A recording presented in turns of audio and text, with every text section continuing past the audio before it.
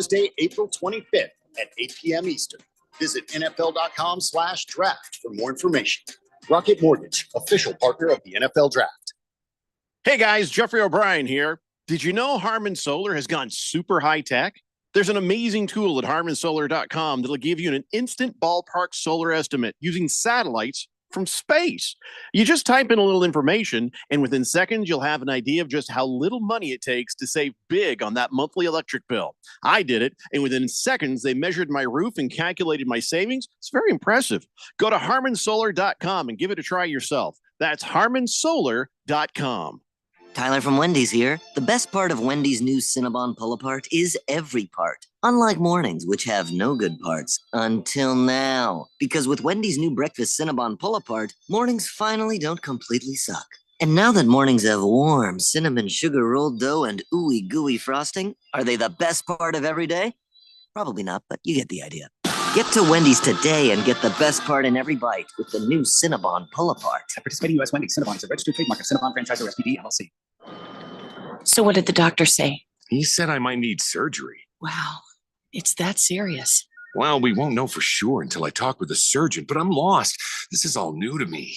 The decision to have surgery isn't easy, but neither is living with pain. There is an alternative to surgery. At the Naturopathic Physicians Group in Scottsdale, our doctors are experts in full-spectrum care using a natural approach and can restore pain-free joint function so you can avoid surgery. Patients come in for a variety of issues, including joint pain, chronic conditions, and issues specific to men's and women's health.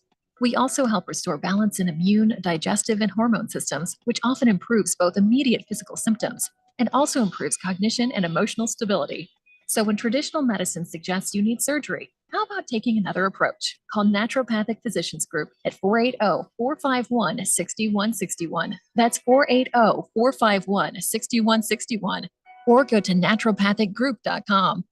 Celebrating 30 years of AmeriCorps looks like building lifetime change makers in Arizona communities. From serving children alongside First Things First to Executive Director of Prevent Child Abuse Arizona. From the Pinal County Sheriff's Office to the Governor's Office, serving with AmeriCorps today creates limitless potential for every new member to lead Arizona tomorrow. Where will AmeriCorps take you? Join the movement by signing up at serve.az.gov. This message is sponsored by the Governor's Office of Youth, Faith, and Family. KQFN AM Tempe, K257CD Phoenix at 99.3 FM, K240 EU Fountain Hills at 95.9 FM.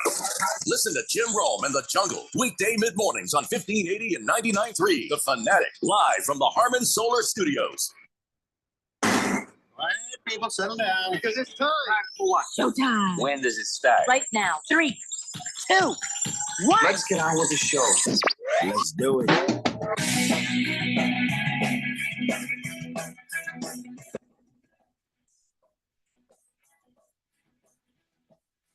All right, buddy, it's Wednesday here on the Daily Blender. I'm your good friend, your radio pal, Jeffrey O'Brien, alongside Randy White. Got Keon Rose in the control room, and you guys are on the Fanatic text line, 888-368-1580, as we broadcast live in the Harman Solar Studios in Scottsdale. And just by sheer damn coincidence, today is National Banana Day. Yesterday, I used a banana to illustrate something called being degloved.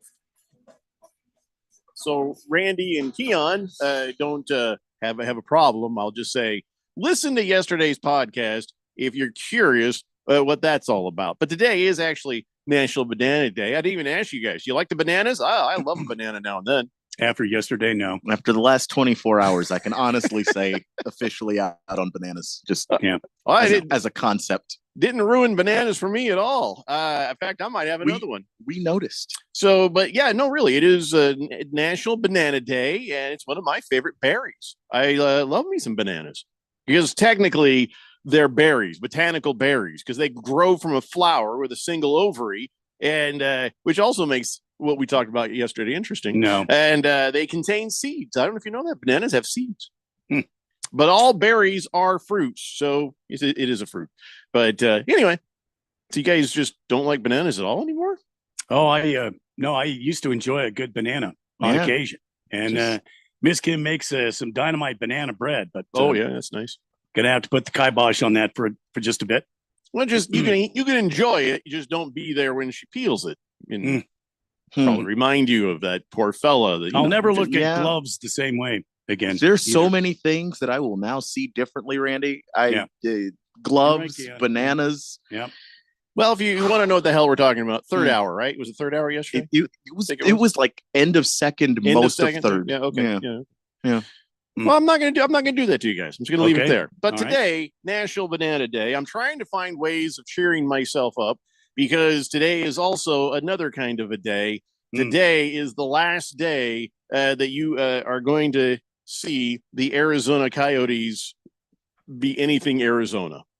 This is it. When they play the Oilers tonight at the Mullet Arena, the last game of the season, last game of their existence here in Arizona. You know, I've got to congratulate Big George because he was the one that called it. When they left the Glendale Arena and moved out to the Mullet Arena, Big George said it's just a matter of time before they're out of here, that they're gone. He called it way back when. Yeah, but there was no guarantee on season. that.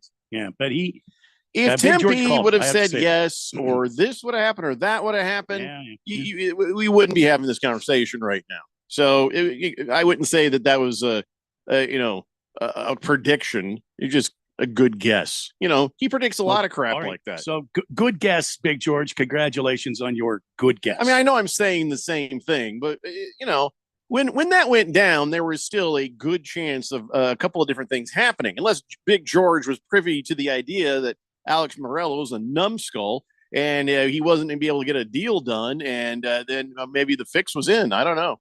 Maybe George knows some stuff we don't.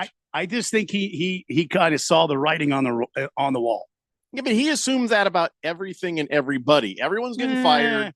Everything is this. Everything is that. So he happened to be right about this one. I don't know.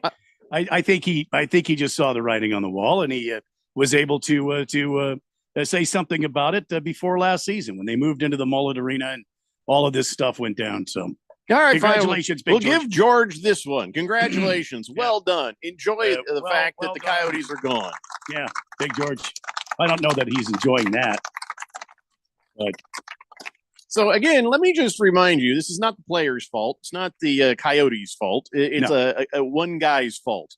One guy who could have paid the taxes in Glendale easily, and they would still have a home. One guy who could have done some other things differently, or could have been a better leader in about a million different ways. It's not the Coyotes' fault. So, all right, this structure, this team is going to go somewhere else and be something else. There's a chance we'll get some maybe better owned version of the Coyotes, hopefully after 5 years, not before 5 years. But hockey is not dead in the Valley, is what I'm going to tell you. It's not dead here.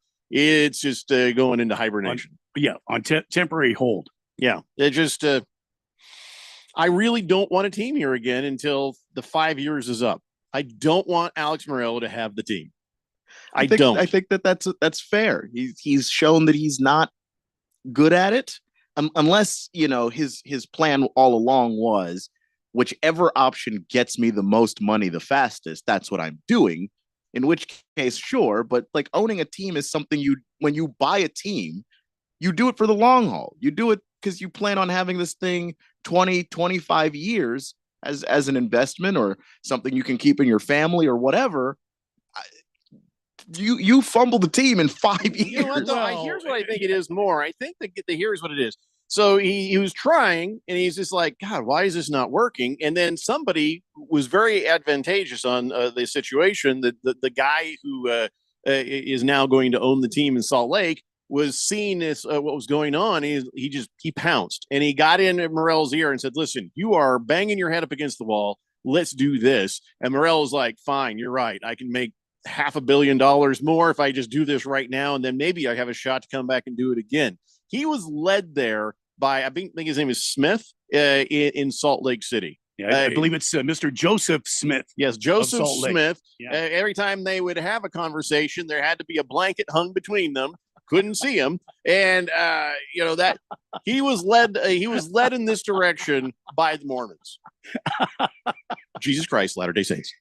So that's I don't think he came up with this idea all in his lonesome. He was helped by a billionaire in Salt Lake City who wants to add a hockey team to the basketball team he already has. That's what I think. Do they have billionaires in Salt Lake City? Do they? You gotta have like at least a $500 million if you have all them wives. You get, you know, this is just simple mathematics, okay. Randy. All right. Yeah. I'm sorry. The You're right. economy there is very different than it is here. Okay. All right. You're right. You're right. I'm wrong. Sorry. So, you know, I guess this is the last time that really we're going to talk about the Coyotes. Yeah, for a while anyway. And do you know how much these tickets are going for? Too much. They were too much before, and they're even more now. They were like $130 originally, and now they're going for 10 times that, like 1,000 plus. What are you seeing out there? Yeah. So were you really looking up tickets to try to go tonight? No, I was just looking up tickets because I was curious how much they cost. It's like, hey, here's how you know Keon just got a raise. Oh, that's funny. I know. So a lot of levels. So the average ticket price of tickets before was $290. The $290 was the average. Was the Seriously, average. Wow. Yes. So the cheapest ticket listed as of today, $400. There were several hundred tickets listed over 1,000. Mm-hmm. I went to Ticketmaster. There are $10,000 tickets for sale to go see the Coyotes. Must be on the ice. If a scalper gets the money, then okay. But if Morel's getting it, no way I'm doing this. It's just, I don't even know what to make of that. 10 grand. So is anybody going tonight? Anybody listening? With deep pockets? Yeah, I'm just trying to find some new rich friends. Yeah. 888-368-1580. Outside of that, tomorrow, not talking about who wins, who loses. Tomorrow, just not talking about this team anymore. I wish them well. Nothing against like Clayton Keller or other guys that are on the team who I don't know their names. But, you know, I'm just saying, good luck to you and enjoy the nightlife of Salt Lake City. It's going to be great. It's going to be something else. Yeah. But I'm not going to be bitter towards these guys. It's not their fault. Has nothing to do with them. No, Nothing not at all. It's not their fault, and that's the reason why if fans want to go out and watch the Coyotes tonight, as much as I hate the idea of Morello getting anybody's money after, don't go to concessions, sneak in candy and drinks. Do what you got to do. But if you want to support the players, I totally understand. Yeah, that. They didn't do anything wrong, and they don't deserve anybody to for anybody to ignore them. No, not at all, not at all. Then, yeah, listen, the place will be packed. It'll be jumping. And I think there'll be some tears. I think there, from the diehards, and then everybody else did have a good time. We're going to miss, if nothing else, seeing the Coyotes here, but also seeing all the other teams that would come here. It was a parade of all the best that the NHL has to offer, and Canadians are Canadian. That's how we met our Canadian friends here. The Canadians would come here to watch their teams play. I don't understand that, to be honest. I don't know if I would go to another country to watch my favorite team play. Well, I think this is like a twofer where they come here to vacation or snowbird, but also see their teams. Yeah, it's a win-win for them. I envy these Canadians. I'm getting to the point where I don't like you people. Like I don't trust you. Now I'm starting where I just don't like you because not for no other reason than I'm bitter that they have so much better life than I do. You know what I mean? It's just like I can't go to another country. I can't go to another country and hang out and go watch my team play in Toronto. That's what I'm saying. I don't have the kind of money. The Canadian money also, by the way, the exchange rate is more in favor of the United States these days. So they have to be super rich. So I resent you all. I think that's fair. Yeah. I am equally bitter. I was trying to find some positiveness here, talking about the Coyotes. Now I've just decided if you're Canadian, I don't want to hear from you anymore. Wow. Which is unfortunate because they're not going to stop. Yeah. They know I'll get over it. Yeah. So again, Randy, we're short a hockey team now. We're short a hockey team, and I think we need to figure out what teams that we're all going to follow. I'm going to ask a question. I honestly don't know. Does Indiana have a hockey team? No. Yeah, I didn't think so. Maybe a minor league, like a AAA or something like that. Not that I'm from Indiana or care about Indiana. If you're missing a racist grandfather, probably in Indiana. But as far as hockey goes, I thought, well, maybe I try to keep it in line with the Colts. But there is none in Indiana. And you said we should probably be Anaheim Duck fans. Is that what you said? Well, we're not going to be Kings fans. No, for obvious reasons. So, yeah. Who wants to try to sell us on a hockey team? I mean, I'll tell you what, Keon, the Capitals, that's your team, right? Mm-hmm. Good job taking the Red Wings out of the playoffs. Nicely done. Yeah, and also securing their own spot in the playoffs, the Caps, which is crazy. The way the season started, they were awful. At the trade deadline, they were sellers. They were sending players in every direction. And somewhere between then and now, something changed. And they got hot and then snuck into the playoffs, knocked the Red Wings out. So I'm excited about it. What do you think, Randy? That's too far away, isn't it? That's too far away. Yeah. And Indiana does have a minor league hockey team. It's called the Indy Fuel. It's located in Indianapolis. I get it. The Indy Fuel. They like 90s rock bands. And they're what? Excuse me. Well, this is what they're named after, the Fuel. Indianapolis Fuel is sort of an homage towards the Indianapolis Motor Speedway, where they have. Or I guess it could be that. Okay. Whatever. Indy Fuel. And on the X, they said, looking forward to seeing our Bloomington fans this afternoon at the Frank. No, I'm not going to anything. Come on out Frank. and get pictures from 2 to 4 with the trophy. Kids also get posters signed by the team. #OneFamily. Should we get into Las Vegas Nights? Does that make more sense for us? Well, I mean, it's possible. It's possible we could do that. What are the rest of you guys doing out there? I want to know. Anaheim. There is the Los Angeles Kings. There are the Dallas Stars. There are. Whenever I used to play the hockey on the Xbox, the Dallas Stars at the time were the best team, so I would always use those guys. Maybe I should. It's Colorado Avalanche. Well, there's Colorado. That's where Denver, I'm born. There, the Colorado Avalanche. A little fruit. And then, of course, Las Vegas. The Golden Knights. But yeah, that's. I mean, other than what Sacramento, are you leaning towards? I don't know. I'm certainly not going to be a Seattle Kraken fan. I don't know. I might take on Las Vegas for a while. That's kind of fun, just to kind of see what that's all about. I might follow them for a while and see before I, sign over my fanhood. So what is our requirements now? When I've always said, if you get to a point with your team and you just can't take it anymore and you have to change teams, you should go and pick a team that sucks so nobody can say you're a bandwagon fan. You're like, I'm deciding that's my team and I'm sticking with it, whatever team. And but if it's a team that's winning a championship every year, or it's kind of like back in the day, if you were like, I'm now a Patriots fan, we all hated you.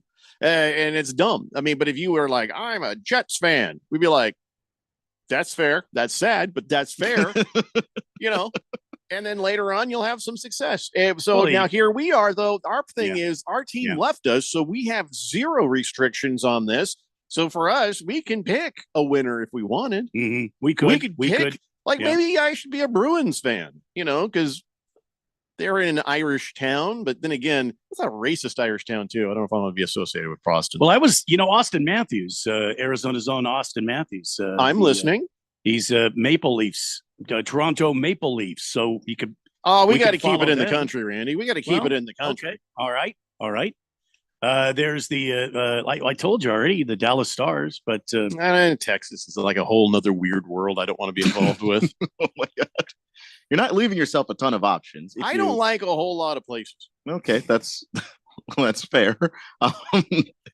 You just eliminated like 2 playoff teams. Yeah.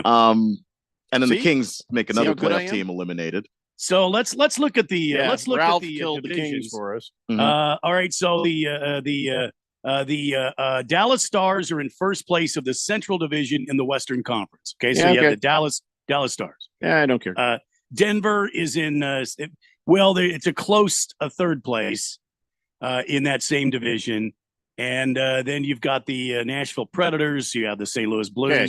Definitely don't want the Predators. Okay. Because I don't want to feel like, I have to go buy a panel van or something. All right. The Golden Knights are currently in third place in the Pacific Division of the Western Conference. Yeah. And they're the seventh and seed, so no one would accuse you of bandwagoning. Ralph's Kings are behind them.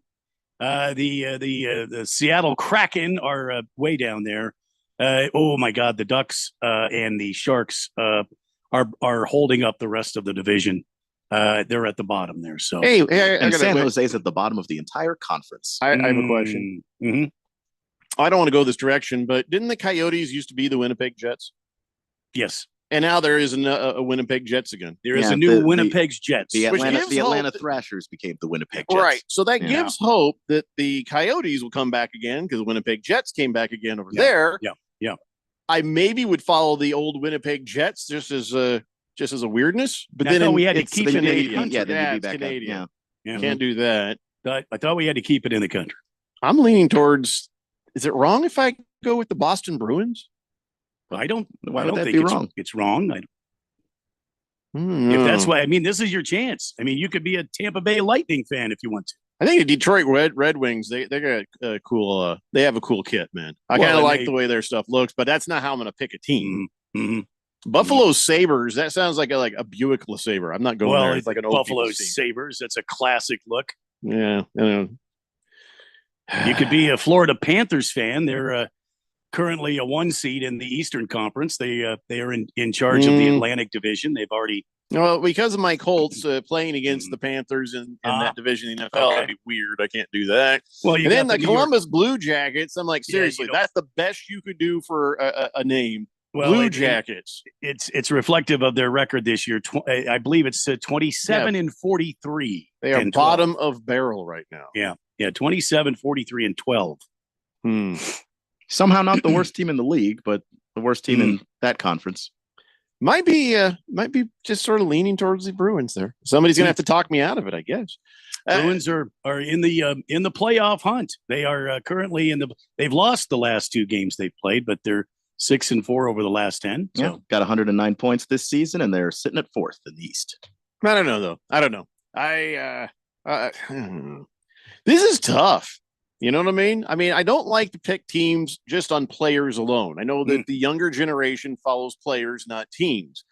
I'm trying to just pick a team. That's how I picked the Colts. Is like, hey, these seem like pretty nice guys. I was like 11, and like these seem like pretty good guys. I like how they're doing stuff here, and I was like, hey, I think I'm going to go with these guys. I was a child, so I wasn't really basing it on a whole lot other than just my gut feeling. And so now I'm doing this. This is harder. Yeah, well, because you're more aware of what the consequences are. Like my brother, when we were growing up, was a huge Kobe fan, so he started to like the Lakers. But he's still a Lakers fan. It's just like, so you're stuck with whatever team you end up choosing, no matter what the reasons are. When you're a kid, you don't know. You just root for whoever. See, now my daughter-in-law, they live in Carolina, North Carolina. My daughter-in-law, she is a Nashville Predators fan. I don't know the connection there. Their mascot is a saber-toothed tiger.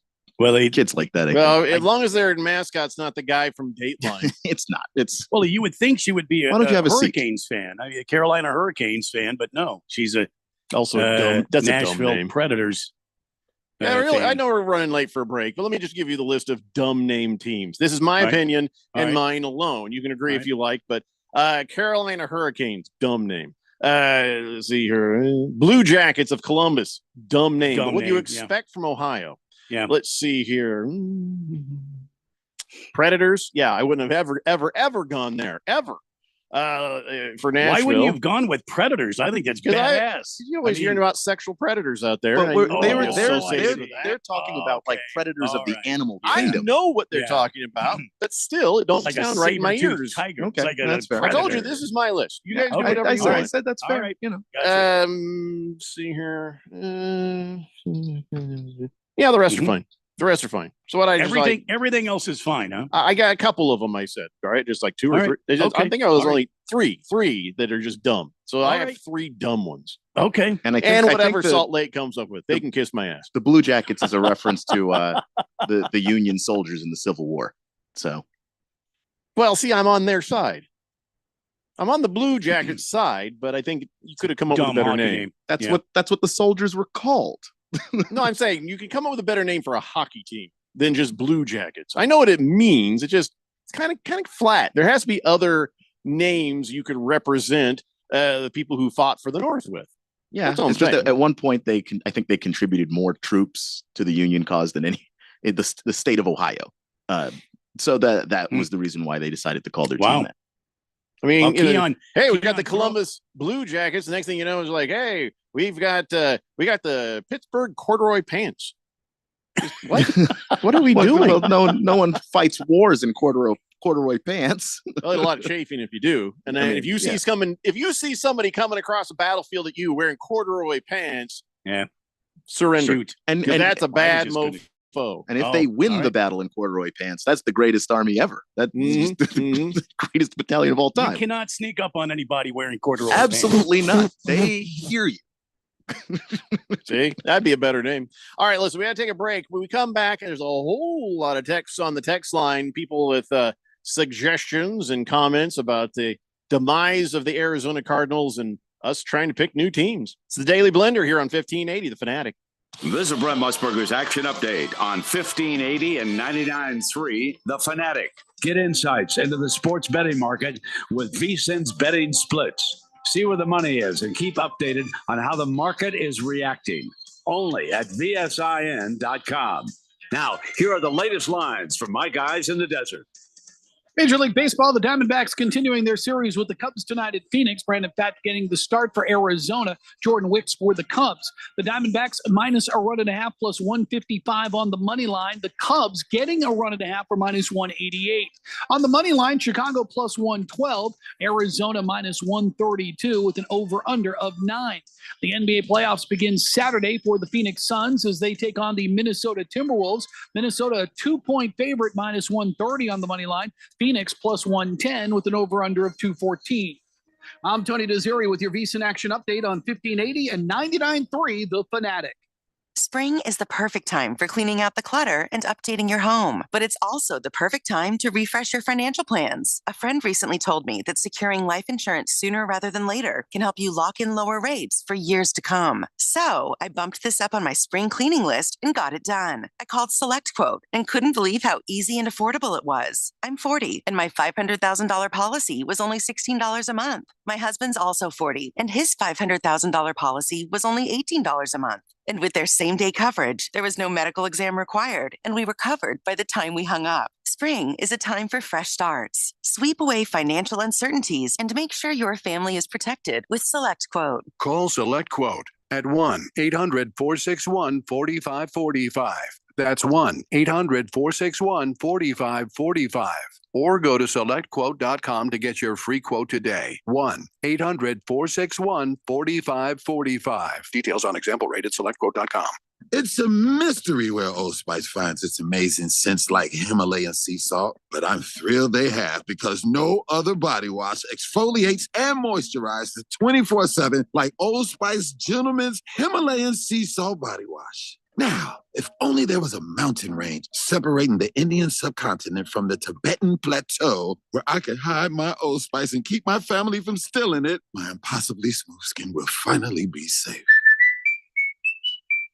Need a boost in capital or a flexible line of credit for your growing business? Hi, I'm Dylan Cohen at JR Capital. I can help you get the money you need fast. The process is a breeze with a simple application and same-day approvals. No more waiting, no more hassle. Just a straightforward path to securing the funds you need faster and easier than asking your banker. So call me, Dylan Cohen, at 602-834-7353. That's 602-834-7353. Or visit moneyradio.com and click on Finance with Dylan. Marijuana may be legal in Arizona, but driving impaired is not. As a police officer here in Arizona, I know DUIs apply to more than just alcohol. Anything that impairs driving makes you dangerous on the road. If you feel different, you drive different, and driving impaired can get you a DUI. Get the facts at drivinghighaz.com and spread the word with the hashtag HighDUI. This message is sponsored by the Governor's Office of Highway Safety. Hi, I'm Ralph Romano. And I'm Neil Lynch. And we're the Weekend Warriors. So, Ralph, what are the Weekend Warriors all about? Well, we talk about sports. National sports? Of course. Regional sports? Sure. Arizona sports? Yeah. And we also interview local athletes, coaches, and sports-related business owners to share their amazing stories. But what if they don't have an amazing story? Then we talk about something else. You know what, Neil? You're fired. Again. Well, listen in for great sports talk, amazing interviews, and to see if I have a job next week. You won't. It's the Weekend Warriors every Saturday at 10 a.m. right here on 1580, The Fanatic.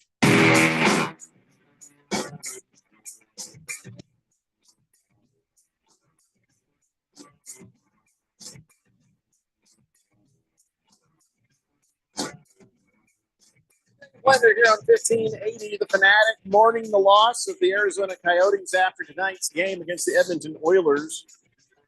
And I'm just trying to figure out what the new team's going to be for us. You know? Randy's thinking maybe the Las Vegas Knights, maybe the Anaheim Ducks, just to be weird. But I don't know. I don't know if I'm ready to make that decision. I won't be an Anaheim Duck fan, no. We'll just root for them against the Kings. Well, yes. That's what we'll do. Kind of like I root for the Boston Red Sox against the Yankees, and then after that, don't give a crap what they do. Well, it's just the Anaheim Ducks are the sworn enemy of the Los Angeles Kings. Exactly. Yeah. So, and we know who the Los Angeles Kings fan is amongst us. Mm-hmm. So, is there anybody that Ralph likes that we actually like agree with? Like, yeah, we like those guys because I have nothing against the Rams. I know you do because they're in the same division as the Cardinals, but I don't mind the Rams. He's liking them when his Seahawks stink, which is every year. I don't like rooting for California teams very much. I'm an Arizona guy, so my mantra growing up is beat LA. Sure. Well, then I guess it makes sense that we both go for the Las Vegas Knights, just because we're in a desert, they're in a desert. And yeah, I mean it's close to Phoenix. A 30-minute aircraft flight. So it's not too long. Certainly we could go there and watch a game or two. Yeah, depending.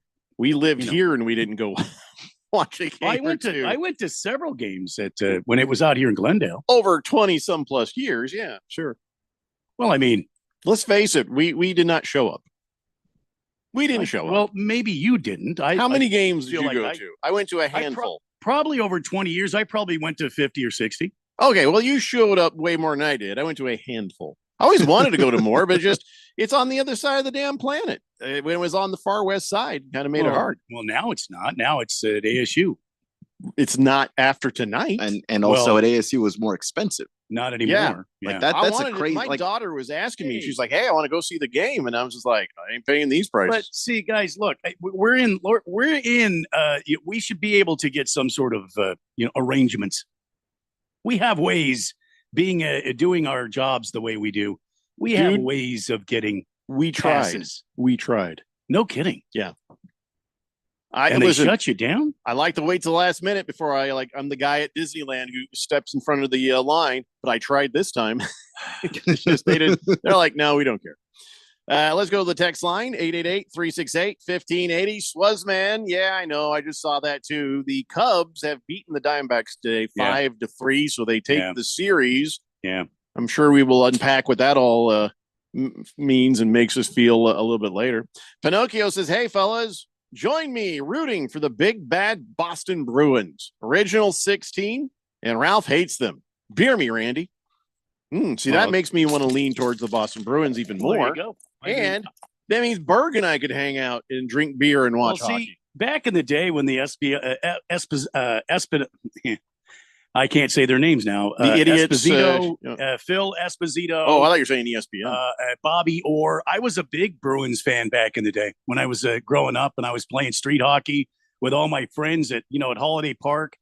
We'd get there's an old volleyball slab out there, and we'd set up our nets and get our roller skates on, and we'd play roller hockey out there. And I was always Bobby Orr. And he played for the Boston Bruins. I was a big Bruins fan for a long time. When me and my buddies, when I was like 11 and 12 years old, when we'd play the A team, I was Hannibal because well, I can yeah, see that. Yeah. because I was the only kid who could smoke a full cigar without even breaking a sweat. Well, there you go. Yeah. And Keon, you, when you did always like saying, "I love it when a plan comes together." I always. Yeah. So how about you, Keon? Who were you when you played? Okay, so he was Bobby Orr. I was Hannibal from the A team. Who were you? Yeah, not that I actually managed to accomplish it, but Allen Iverson. All right, so you were You Allen were Iverson AI, when you yeah, played man. the basketball. I like the way he played with intensity, so I always tried to go for that. I thought you were just going to say player one. All right. Oh, look, I am the oldest kid. I do have a lot of experience as player one. Yeah. CK says, "Good afternoon, fellas. Ranty, beer me, please. Got to go with the Golden Knights. Go with the Golden Knights. It's Vegas. They actually care about winning, and it's a climate just like Arizona." Yeah, and that's and the thing is they've won the Stanley Cup. You know what I mean? And they've only been around for a short time, so yeah, I'm there. I have no problem with it. Walter Mellon says, "Jeffrey, isn't Ralph also a fan of the Las Vegas Knights? Was he also a fan of the? See, now that I haven't heard that. I would like to hear that from Ralph. I haven't heard that from Ralph. He might say that just to hurt our chances with him. He doesn't have shame. If you really like that team, he would have said so already. That's true. Average Joe says, if you're looking for a team, root for Vegas because they're close enough to us. They have amazing ownership, great team. If you haven't gone to a home game, you absolutely should. One other best intro for a game.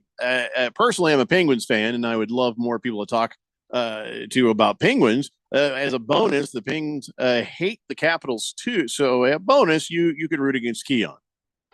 I wouldn't give Keon a hard time. I'll be honest, I forgot about the Penguins' existence. When I were looking at this, oh, there they are. Hey, that they're not in the playoffs. Screw them. It's Pittsburgh. Pittsburgh Penguins. I like Penguins. Penguins are nice. Pittsburgh isn't. Okay, I get it. You're in the division. All right. I mean, I don't know if it's look. Why do you hate them so much? Look, you meet in the playoffs enough times, you start to build up a tolerance to a certain team. They knock you out enough. We're Coyotes fans. Meet in the playoffs. We don't even know what that means. Yeah, we don't know it. Yeah. Penguins, Rangers, can't stand them. Oh yeah, there's the Rangers. Yeah, that's a cool sounding name, Rangers. The glory, I think, in the Capitals being the 8th seed is the chance to knock the Rangers out of the playoffs. If they don't win a Stanley Cup, I would prefer that. But if they knock the Rangers out of the playoffs, I'll be happy. Now, before you jump on the Ranger bandwagon, Jeffrey, was a former morning show guy here. Yeah. So? Was a huge Rangers guy. I don't care. I'm picking for me. Huge Rangers guy. I told him I hate the Rangers to his face. He said he hate the Caps too. Oh, yeah. So we agreed to disagree. Oily Stool says, Randy, there is no Denver team. It's called the Colorado Avalanche. Oh, you guys should become Here Edmonton we go. Oiler fans, though. We have 3 decades of misery. Well, yeah, we're used to it being Coyotes fans. See, now Jeffrey and I have a chance now to get behind a team that's consistent winner. You know what I mean? I mean, come on. With ownership that spends money and gives a crap. Donnie says, you just said you don't want to come off as bandwagon fans. Then you go contemplate being a Bruins fan.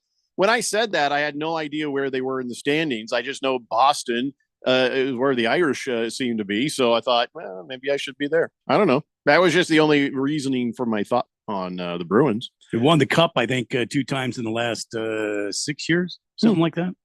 Hurry Harry says, first, you should root for a team where you're born. If there's no team where you're born, then you root for a team where you live. If there's no team where you live, well, you're on your own. Do what you want. Okay. Well, then well, hang on a minute. That means that I was born in Colorado, so I'd have to go for the Colorado Avalanche. I have this is my original. Randy can do whatever he wants. Original. I was born in Tucson. That's my original, but what they were Phoenix Roadrunners. Yeah, look, I got mine right here too. And Jeffco's got his. It's got my number and my name on the back there. The team gave that to me. So, the guy I've who always been a Phoenix Roadrunner fan. What was his name? Adam Keller? Was that the guy's name? that we used to work with, the guy who was running the Coyotes, something Keller. And it was Adam Keller. When I got my jersey, I says, "Hey, I'd like my name and number on the back." And he's like, "We used all that money for Randy's." I'm like, "What?" He's like, "Yeah, we're just be glad we gave you this." So I don't have a number or name on mine. Oh, that's too bad. I know. I was sorry. like, ran over all out of numbers. Sorry. Sorry. Just I have blood on it though from that game we played. So. Oh yeah. Yeah. My wife is like, she sees this blood on the sleeve here, and she's like, "Well, that is horrible. Why'd you get that cleaned up?" I said, "Because it's not mine." That makes it even a more proud thing to have on here. Yeah. Because I helped it happen. But you, and then it's not yours. And then the Coyotes are leaving, so I feel like I'm. You I can feel do like whatever you Jeffrey want. and I can do whatever we want to. Well, no, Hurry Harry on his rules. I have to go with the Colorado Avalanche, but I don't think I want to. I don't think I want the to. Avalanche. I'm not a Broncos fan either. Good team. Avalanche. They're always a tough team. I don't know what to do. Beer Bob.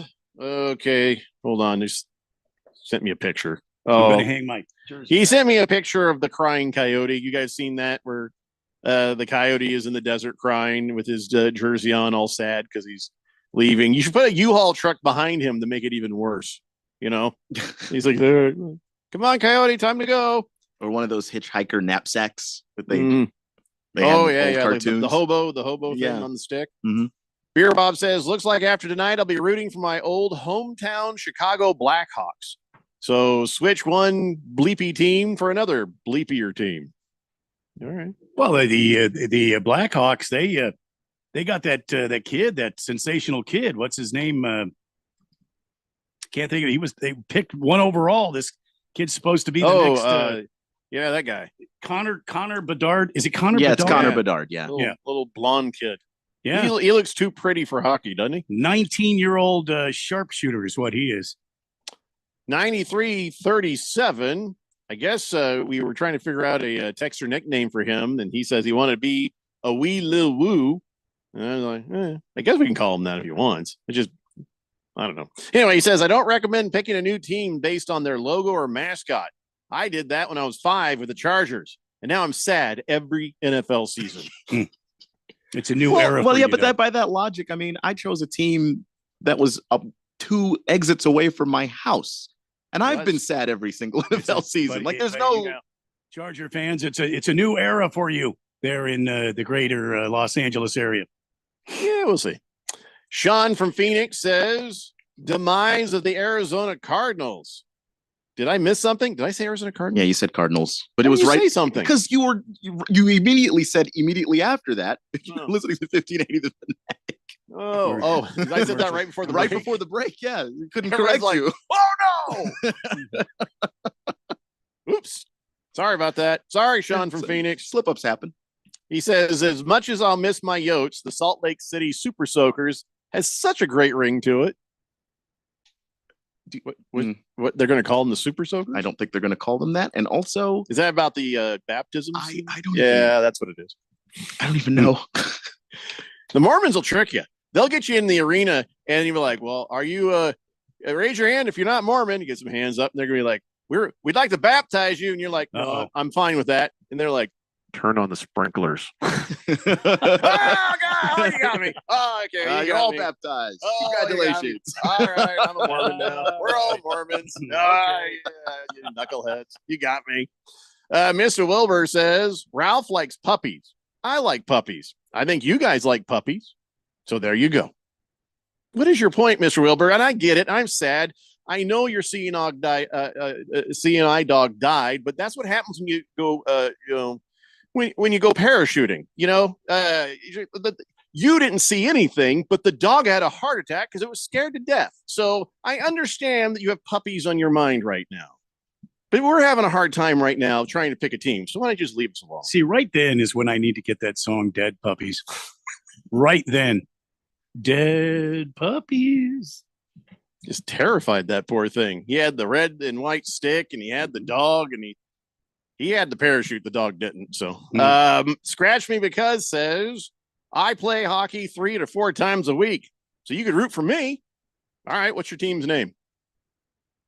What is your team's name? I'll root for your team. Scratch me because I don't even care if it's beer league. If Morello keeps owning the Roadrunners, you get me a jersey from your team. Get me a sweater. Sorry, from your team. Scratch me because I'll replace my Arizona Phoenix Roadrunners one right here in my little shot. Here on the YouTube with your team jersey. He does own the Roadrunners. That's what I heard. Yeah. And he retains control of them, and they are going to become, or continue to be, they're going to be the minor league team for the Salt Lake team now. I don't even want this year then, if Morello has anything to do with it. Maybe Salt Lake's going to name their team the Prophets. I'm not going to get rid of it. I'm just not going to hang it right here. The Missionaries. The female team is the Sister Wives. I'm telling you. I mean,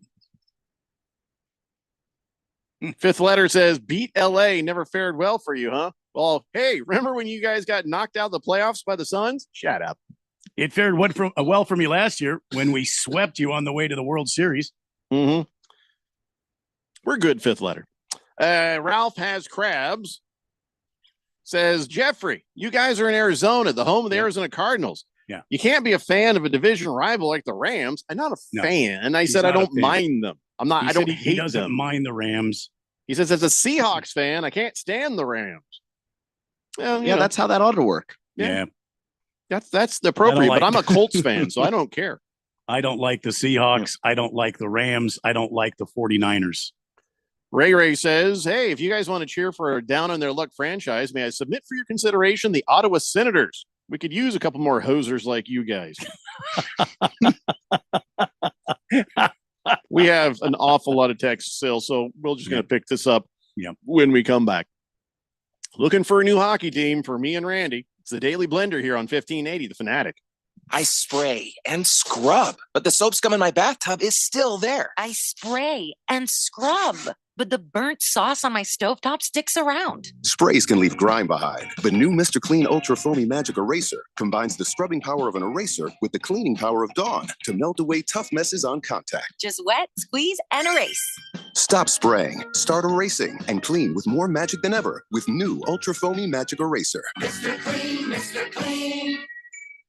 Let's say you've got questions. You're looking into solar, but you don't know where to start. Well, Harman Solar has the answers. Hi, I'm Jeffrey O'Brien, and listen, there's a couple of ways you can go here. One, visit harmansolar.com, browse around, because right across the page, they got links to all sorts of great information, like frequently asked questions, equipment, tax credits, even testimonials. Or just give them a call, 800-281-3189. Ask them directly. They'd love to hear from you. That's 800-281-3189, or just go to harmansolar.com. Spring is the perfect time for cleaning out the clutter and updating your home, but it's also the perfect time to refresh your financial plans. A friend recently told me that securing life insurance sooner rather than later can help you lock in lower rates for years to come. So I bumped this up on my spring cleaning list and got it done. I called SelectQuote and couldn't believe how easy and affordable it was. I'm 40 and my $500,000 policy was only $16 a month. My husband's also 40 and his $500,000 policy was only $18 a month. And with their same-day coverage, there was no medical exam required, and we were covered by the time we hung up. Spring is a time for fresh starts. Sweep away financial uncertainties and make sure your family is protected with SelectQuote. Call SelectQuote at 1-800-461-4545.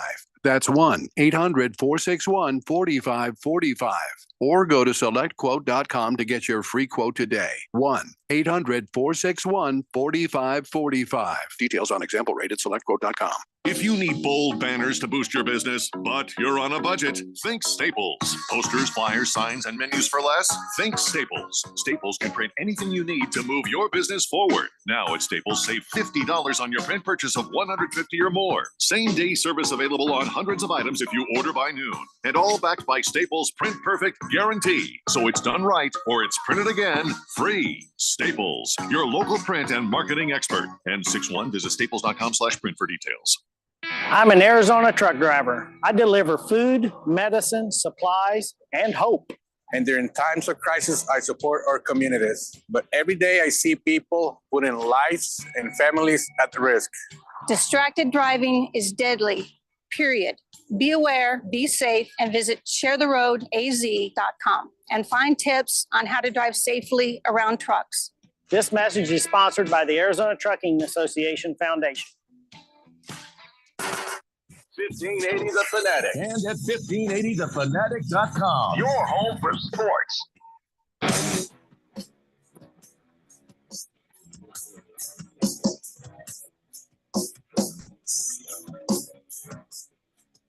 Dave Blender here on 1580 The Fanatic. So, Randy, have you made up your mind yet? Feels like you're leaning towards Vegas, right? I'm leaning towards Vegas. I think I'm going to have to. It's kind of like getting into the pool kind of slow. You know what I mean? Mm-hmm. I might just jump in right behind you, but I'm still not sure yet. Yeah, well, I mean, I was during the break. I was looking up some fan gear. Mm-hmm. I mean, they got some cool jerseys, nice hats, mm-hmm. And the team's pretty good too. So yeah. Proximity. Yeah. Sure. If I wanted to go to a game, it wouldn't be very hard to get there. Well, Colorado's not that far from me either, but I don't know. Avalanche. That's a dumb name. Okay, I want to add that one to the dumb name list. That's a dumb name. That's a dumb name. What do you mean? I mean, Avalanche just kill people. It's like a thing that just destroys and leaves, yeah, havoc listen. and angst and pain and suffering. Yeah, And it's I don't mind if it kills people. That's not the thing. For me, it's just dumb name. Hey, I don't like things that are like the tornadoes. It's like, nah, shut up. So are you against, hurricanes? So the Whatever. Carolina Hurricanes are on that list as well. Yeah, I don't like them. Okay. Yeah. Ray. Would you be interested in adding the Philadelphia Flyers? And this is a trap. This is a trap. Keon's trying to get you to say it because the Flyers are in his division as well. So It's It's a trap. I don't want to. No, I'm Randy- not going with the Flyers. Why do Randy you want called- me to like the Flyers? I said, would you like to add them to your dumb name list. name list? Yeah. Well, Flyers is fine. We're like the Jets or the Flyers or Capitals. That's a dumb name. I'm sorry, it's a dumb name. How many Capitals can you have? There's one Capital. no. So it's the Washington Capitals? Technically, there's. Or do you mean capital letters? If it's capital letters, then the entire name should be in all caps. I mean, the hashtag all caps is in all caps. He turned it around on you, Keon. So there's It's a that. dumb name. Okay, Sorry, I'm not it's a dumb name. Well, I'm not going to fight you on it. I'm not even arguing with you. I don't care. My team's in the playoffs. That's what I But care don't you about. agree it's kind of a dumb name? I don't agree, but I'm not going to fight you on it. It's not a Well, hill I'm I'm not trying willing to fight you. Help me out here. Help me understand this. How are you, It's not how a are you hill I'm willing to the die on. Capitals? Like each one of those guys is a capital. So we're the Capitals. Does it make sense? Makes no sense to me. Help me understand. I don't care to. What is your mascot? I don't want to. What is your mascot? Oh, the Weagle, the eagle guy. He's like Then a why aren't you the Eagles? because they're not the Eagles. You know why? Because Capitals And is also- dumb, and you can't make a mascot Also, out of it's good. Capitals. I don't want to root for a team called the Eagles in any sport, so it doesn't matter. And that's also a good point for you, but Yeah, the rest of us so I think don't- your, what we think your difference- team name is dumb. I don't want to be the Eagles ever for any reason, not even accidentally. Brunswick guy says, Jeffrey, if you become a Bruins fan, you'll also have to become a racist like most Boston sports fans. See, that's the hesitation. You don't actually have to though. Yeah, that's a good point. You don't have to. I would have to drop so many IQ points. Not everybody from Boston is like from Southie, which is like the worst place. What do you mean you'd have to drop IQ? Oh, Is it racists are the MIT? dumbest damn bastards Well, out there. Aside from racist, you talk about MIT is there in Boston? That's like a embassy. That's an embassy? It's an embassy. You know, kind of like you go to a foreign country and then there's the British embassy and it's all civilized and they're drinking tea and outside the war is going on. That's what MIT is in Boston. I don't know. Walter Mellon says, pretty sure Ralph has a Knight jersey since they won the cup. He is the ultimate bandwagon fan. I'm going to text him. I'm going to text him and ask him about that. I want to hear The that from Golden his Knights mouth jersey. first. I don't want to Yeah. just accuse the guy of being a bandwagoner and that he's Mm. not. Well, we can in this actually instance, say he's a bandwagoner. We've seen In- it before. So in this instance, what Walter Mellon is saying is plausible. I'm not saying it's implausible. I just want to hear it from the horse's mouth. Now you're calling Ralph a horse. Average Joe says, yeah, just don't go with the Bruins. Boston fans suck. Yeah. I mean, maybe That's in true. maybe in Boston, but I mean, isn't Berg a Boston fan? Bruins fans I've met just out in the world, pretty chill. I think Berg was a Coyotes fan, I think, but I think he might also be a Bruin. I think I've seen him in a jersey. I've seen him in a Bruins sweater. So let's see. Donnie says, "Didn't you live and work in Minnesota? You could root for the Wild." No, Donnie, you sort of ruined Minnesota for me. So it's all the trolling. And the Wild is also a dumb name. You're not the person to make this particular case. How is the Wild a dumb name? What the hell? Hey, it's the Wild. It brings terror to the mind. I'm not terrorized by somebody using bad English. The Wild out there. Yeah, you know what? You know what? All you bad team, you're incomplete sentences. Well, that's what you are. Well, wild is a noun. You can use it as a noun. You went out into the wild. That's not an incomplete sentence. No, I understand, but I'm saying just hang in there. As it kind of seems like, hey, this is how we football. Shut the up. I am so tired of but people. That's only because and football. That's what I hear when I hear these other team names. But football's not a verb. That's why that sounds stupid.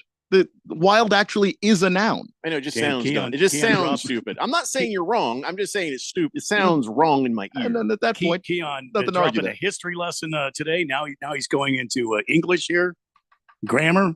Everybody else understands that I'm saying when I tell you that Ottawa Senators, shouldn't that be like that's better than the Capitals? They were, and then the team moved to Ottawa, which is the capital of Canada, and so they became the Senators and kept the name, and then the Capitals came back to Washington. Ottawa Senators has nothing to do with Canada. I think it's talking about the like back in the day, the Roman Senators. I mean, that's it is a reference to that too. It's like a double meaning. Yeah. A double entendre, if you will. Oh, if you will. Indubitably. But I won't. Let's see. Well. Our new Greek friend says, "Hey, is there a nickname for me? How about the great Greek? I don't know if you're that great. It could be the Great Gazoo.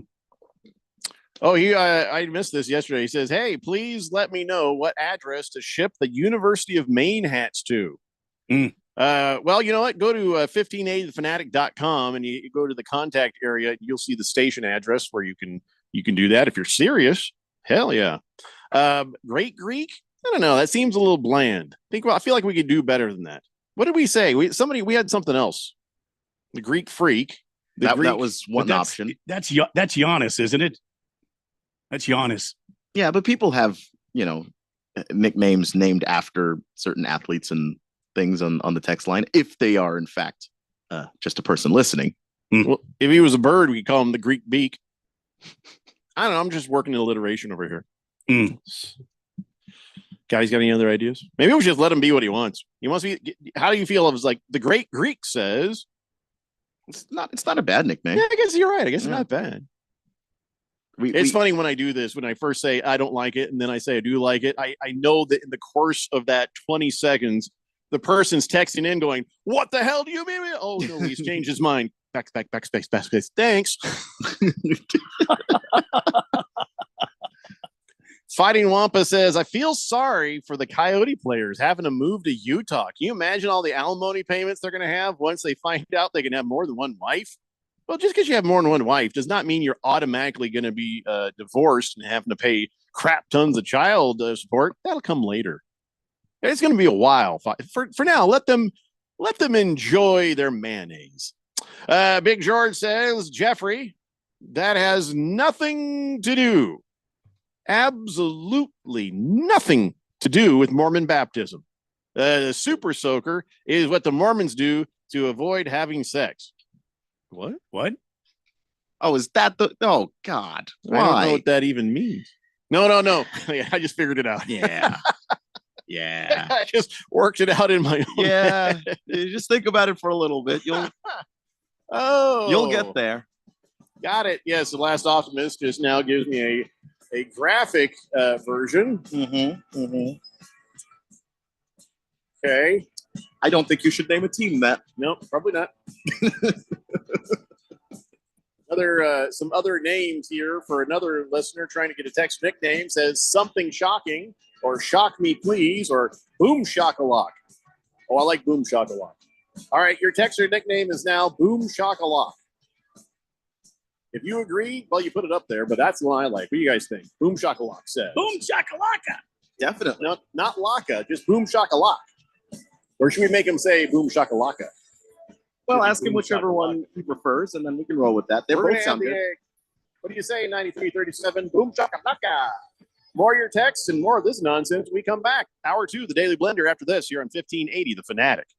Wesley Financial Group is not a law firm. This story is called The Ugly Truth About Timeshare. If you think you've done your family a favor by buying a timeshare, you need my help. Hello, I'm Chuck McDowell, founder of Wesley Financial Group. 10 years ago, I started helping folks cancel their timeshare. In the process, started what's now called the timeshare cancellation industry. The ugly truth is when you buy a timeshare, you can't tell me how much it's going to cost or when it's going to end. I recently helped a couple that had their maintenance fees go from $800 to $3,200 a year. They also received a $4,000 assessment for a hurricane that was over 1,000 miles away.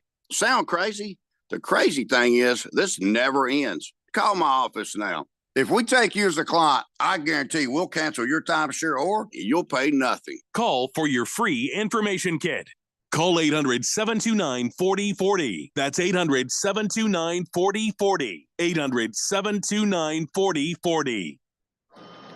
So what did the doctor say? He said I might need surgery. Wow, it's that serious. Well, we won't know for sure until I talk with a surgeon, but I'm lost. This is all new to me. The decision to have surgery isn't easy, but neither is living with pain. There is an alternative to surgery. At the Naturopathic Physicians Group in Scottsdale, our doctors are experts in full spectrum care using a natural approach and can restore pain-free joint function so you can avoid surgery. Patients come in for a variety of issues, including joint pain, chronic conditions, and issues specific to men's and women's health. We also help restore balance in immune, digestive, and hormone systems, which often improves both immediate physical symptoms and also improves cognition and emotional stability. So when traditional medicine suggests you need surgery, how about taking another approach? Call Naturopathic Physicians Group at 480-451-6161. That's 480-451-6161. Or go to naturopathicgroup.com. If you need bold banners to boost your business, but you're on a budget, think Staples. Posters, flyers, signs, and menus for less? Think Staples. Staples can print anything you need to move your business forward. Now at Staples, save $50 on your print purchase of $150 or more. Same-day service available on hundreds of items if you order by noon. And all backed by Staples' Print Perfect guarantee. So it's done right or it's printed again free. Staples, your local print and marketing expert. N61, visit staples.com/print for details.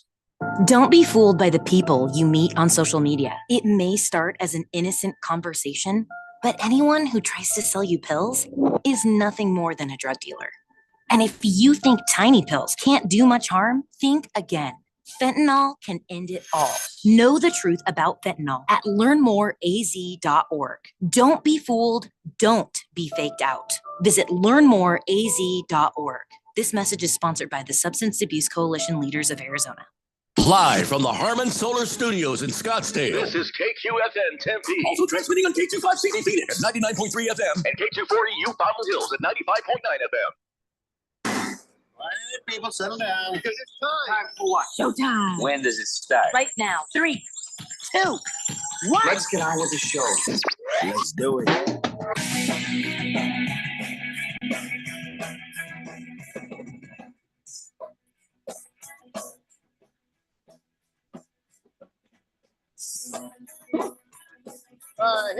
Sorry. Hey, everybody, it's 4 o'clock here on the Daily Blender. I'm your good friend, radio pal, Jeffrey O'Brien, alongside Randy White.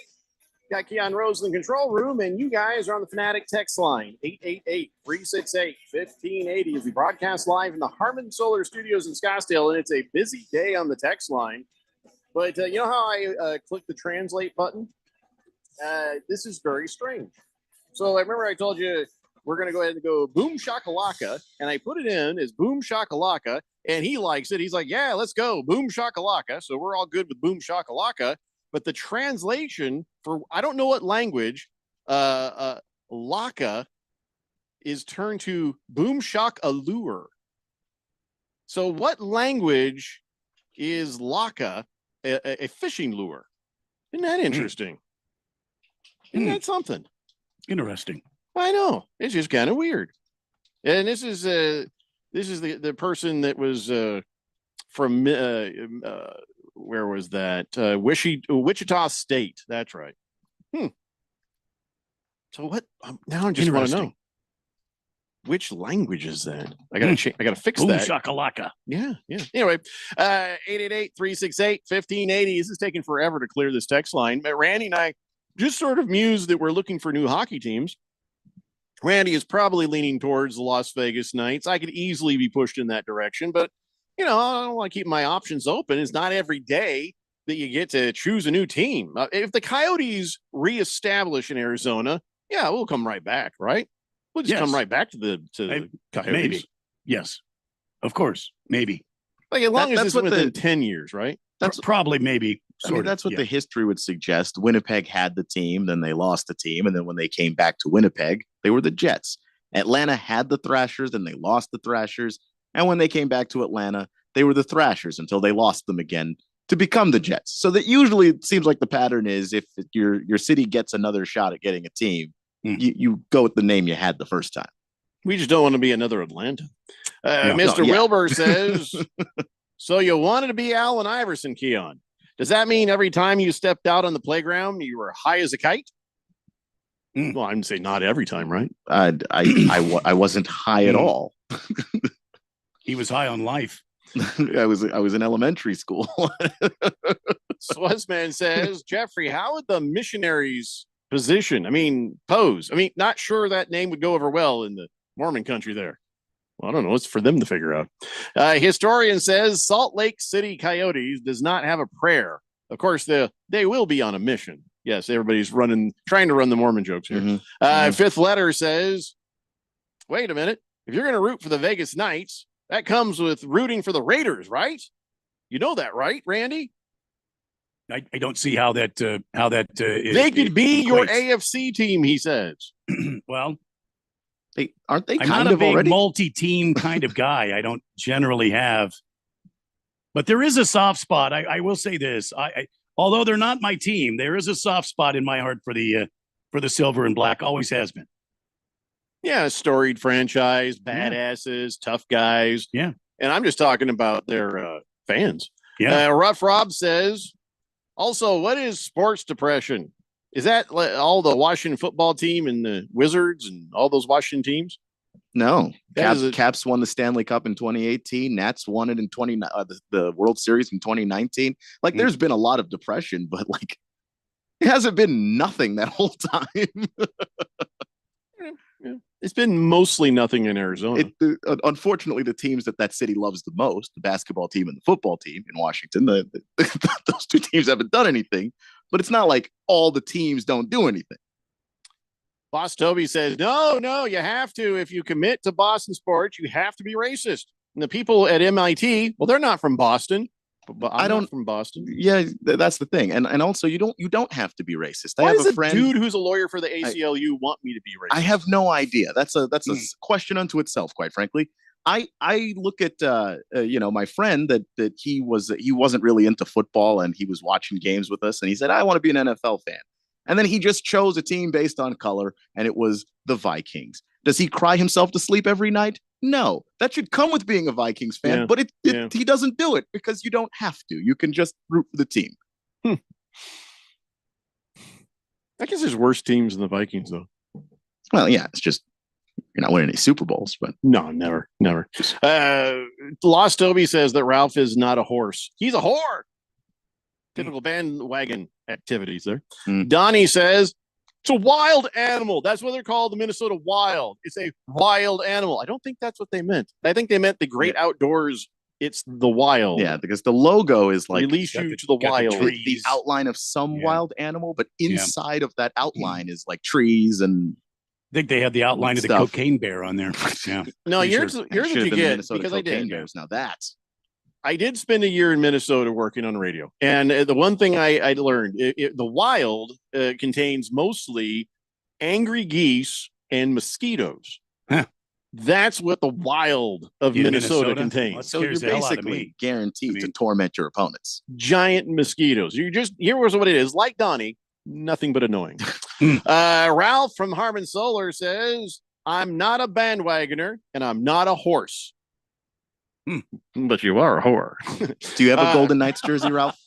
Just, Oh, yeah. I'm do you have a asking on Golden Knights behalf of jersey, Ralph? the fourth dimension. Random texter says, Jeffrey, I grew up a Bruins fan. I lived in New Hampshire for a time, and not all Bruins fans are racist. Okay, there's you and how many other guys? New Hampshire. He says, by the way, for the Greek guy, how about Greek rush? I don't know what that means. Is that dirty? I don't think so, but I don't know. Hurry Harry says, Greek yogurt. Moisten No. says, how about you call him fetaphile? And that was pretty creative. I actually like that, but no. CK says, they're going to call the Coyotes now the Salt Lake Soakers. All right. That works for me. I don't care anymore. I don't care what they're called in the Utah. That's their problem. Boom Shakalaka says, let's go. Eye Candy says, hey, Jeffrey, go Cubs, go. Dude, listen, you guys won the series. Good for you. I got no ill will towards the Cubs. Sucks that we lost, right, Randy? Yep, it does. That was a hard-fought series by both teams. What happened there, by the way? Well, today, another situation where the pitching kind of gave up the game for the Diamondbacks. Brandon Pfaadt went 6 strong and gave up only a couple of runs, but then the bullpen got in the game and that hurt us. So 5-3 final from downtown Phoenix. All right, so every game was a close game, and every game went to extra innings. What did we learn about ourselves in this series? Well, we learned that our bullpen is tired, and we also learned that Torey Lovello is still up to Torey Lovello things, and he will misuse the bullpen on a regular basis. And again today, he brought in Mantiply, and Mantiply gave up 2 runs just right away, just boom, boom, and it wasn't even funny. And then by the time he got out of there, he only pitched a third of an inning. He brought in Martinez to shut the door, and Martinez did pretty good. He gave up a walk. He had a K, but he didn't allow this. It could have been much worse than 5-3. He didn't allow it to. He stopped the bleeding, is what I'm trying to say. So Diamondbacks have got to. They've got to fortify that bullpen, and they actually. I mean, I'm just going to say it. They need some rest. The bullpen needs some rest, and it's going to be interesting to see how this team progresses as they move on to their next series. And I believe it's against the Giants. And if it is the Giants this weekend, it's going to be fun because you're going to get to see a new starting pitcher for the Diamondbacks. So, Who dat? Well, that's the kid that came over from Texas. Why can't I think of his name right now? The Texas kid. Yeah, the kid from Texas that signed late in the season. Jordan Montgomery. Jordan Montgomery will pitch against San Francisco in this upcoming series. There was some other moves today. One of them was that our other starting pitcher, he has been put on the 60-day IL with a shoulder strain. So they're taking their time getting him back. Again, it's probably not going to last an entire 60 days. I think this was just an administrative move so they could send Henry down, and they sent I can't think of the other guy they sent him. But anyway, Diamondbacks making some moves today, and Jordan Montgomery is going to be here for the series against the San Francisco Giants. All right. No, Kiss the Cook. We're not letting you change your name to Big D Inner Box. We're not letting you do that. Ever. Just stop asking. Big Dinner Box or Big D Inner Box? I don't know. The Big Dinner Box. Well, I'd love a big dinner box. Niner Annapolis says, not having a favorite hockey team myself, I find it entertaining to watch some games that include some of the best superstars. You can go with Arizona guy, Austin Matthews, and Maple Leafs. I don't know. Well, I see what you're saying. Just be a free agent. Just watch whatever game sounds good. Just, I don't know. I feel like I should have a team, though. Big George says the Arizona Coyotes franchise, though, is actually not moving to Salt Lake City. This is a unique situation where the Coyotes franchise is going dormant and restarting. And we already know all this, George. We're just saying they're moving. We get it. The staff and the players have been purchased by the Salt Lake City, and they're going to start a new team there. And the Coyotes name sits here dormant until they did something. We know all this. We get it, George. But just if we want to say they're moving, just, you understand what we're talking about. Bruno Baller says the football team in Washington. Yes. Does have 3 Super Bowls. Yeah. Even though nothing recently. Yeah. And in Keon's lifetime. I mean, in my lifetime, but not when I was aware of anything. So, yeah, in your lifetime. Florida Mustard says, let's go Heat. I was alive. Get our 12th man out there early and dive bomb Embiid. Oh, yeah, there's a game going on, isn't there? There is a game currently going on. The play-in for the people of the East. Generally, we don't care about that. But didn't that game start yet? Hold on a second here. No, it's starting. I mean, it's going to be starting soon, but I don't think. I thought it started at 4. Is it 4:30? Yeah, I mean, broadcast starts at 4. Okay. Well, this is a good place to talk about what happened last night. Well, before we do, holy crap, Jontay Porter got the Pete Rose deal from the NBA. He is banned for life because of his gambling. And wow. So what was the main reason for the lifetime ban? I mean, I know he gambled crap tons of money over a period of time that's not very long. But why did Turtle Without a Shell Adam Silver say, you're gone forever? So many things. Like you said, he gambled tons of money. He also gambled tons of time. So it was a consistent thing that he had no conscience in doing. Plus, he bet on the Raptors, and he bet on the Raptors to lose. Yeah, here it is. The NBA investigation concluded that before a game on March 20th of this year, Porter disclosed confidential information about his health to an NBA bettor. Someone connected to Porter placed an $80,000 parlay with potential winnings of $1.1 million that Porter would underperform in the game. Well, somebody figured it out, and that bet was frozen. But so, okay, yeah, that's dirty. That's dirty as dirty gets. Yeah, but even if he hadn't done that, I still think the lifetime ban was coming. They need this to stop. The NBA, I think, of all leagues, cannot afford to have the image of the league look like they're controlled by betting. A lot of people already think that. This is not there are plenty of sports where people go, oh, it's scripted, oh, it's fixed. But I think the NBA has the strongest argument for that, given their past and their history. And this year, I think it's noticeable. Players have been talking about it. Coaches have been talking about it. Fans have been talking about it. The officiating has never been worse. What you can't have is the stink of people being in on gambling that are part of the process of making these games possible. And so Jontay Porter is the guy that was dumb enough to do it often enough and consistent enough to get caught. So they're going to make an example out of him. And I'm willing to bet that if someone's dumb enough to do it again, they're probably getting a lifetime ban too.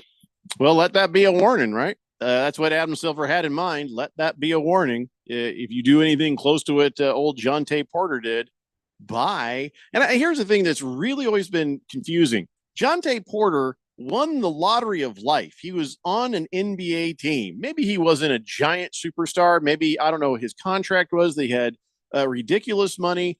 But you're in the door, man. You're in the door. Why would you do anything to risk that? Because as long as you're there, there is opportunity. There is a chance of something better than what you're going to get now. Because what you're going to get now is a job at Home Depot. Because you're poor now. That's it, right? Jontay Porter, poor. I mean, if he kept any of his money from playing in the NBA, well, from all his great decisions, I'm betting he gambled it away. Potentially, yeah. And the NBA is going to have to make a better, I think, push to make sure how absolutely serious they are to these guys. But yeah, Jontay Porter is done. There's nothing else the guy can do. Like if you have a bad injury and you have to retire from basketball early, you can be an analyst. You know, everybody has a podcast now. You can do one of those. There's nothing Jontay Porter can do involving basketball, and good, because that's ridiculous. You can't do that. You know you can't do that. And to gamble like that is one thing, but to gamble with your actual career is insane. And you're cutting the legs out from underneath your fellow teammates. Yeah, who are trying really hard. You're going to lay up so you can get your prop bet. No, man, that is dirty as you can get with this. Yeah, I mean, your team loses the game and everybody's in the locker room trying to figure out let's figure out how to get better. Let's figure out how to improve. And Jontay Porter's in the corner, looking at his bank account. That's not good. Right. It's not good. Randy's Chuckle says Ralph may not be a bandwagoner, but Ralph does have crabs. 888-368-1580. Fifth letter is still trying to help our Greek listener with a Greek name. How about the Freaky Greeky? I like the Freaky Greeky. That's not bad. Like that. That's not bad. Ralph from Harmon Solar says, how about Greek your bait? Greek your bait? Greek, like masturbate? Greek your bait? I see where you're going there. He probably typed it out, and then he didn't say it out loud. Once you try to say it out loud, it doesn't quite Greek your bait. Beer Bob says, I believe Brandon Fat went through 7 innings, but in his defense, errors were what screwed the pooch again for the team. Yeah, errors and a very tired bullpen. They've been overused since the beginning of the season. And it's too early in the season to start saying how damn tired you are. But they're not healthy. Oh, they keep using these guys every game. There's not they haven't had a complete game yet. It's back to the same old put Gallen out there for 6 or 7 innings, put Merrill Kelly out there for 6 or 7, and then you start the parade from the bullpen to come in, and you start playing the stats game. And I'm just kind of over it, man. Merrill Kelly should have never come out of the game the other night. He should have stayed in. He was strong. He looked strong. And yet we used like 5 pitchers in that game, and we did it again last night, and we did it again today.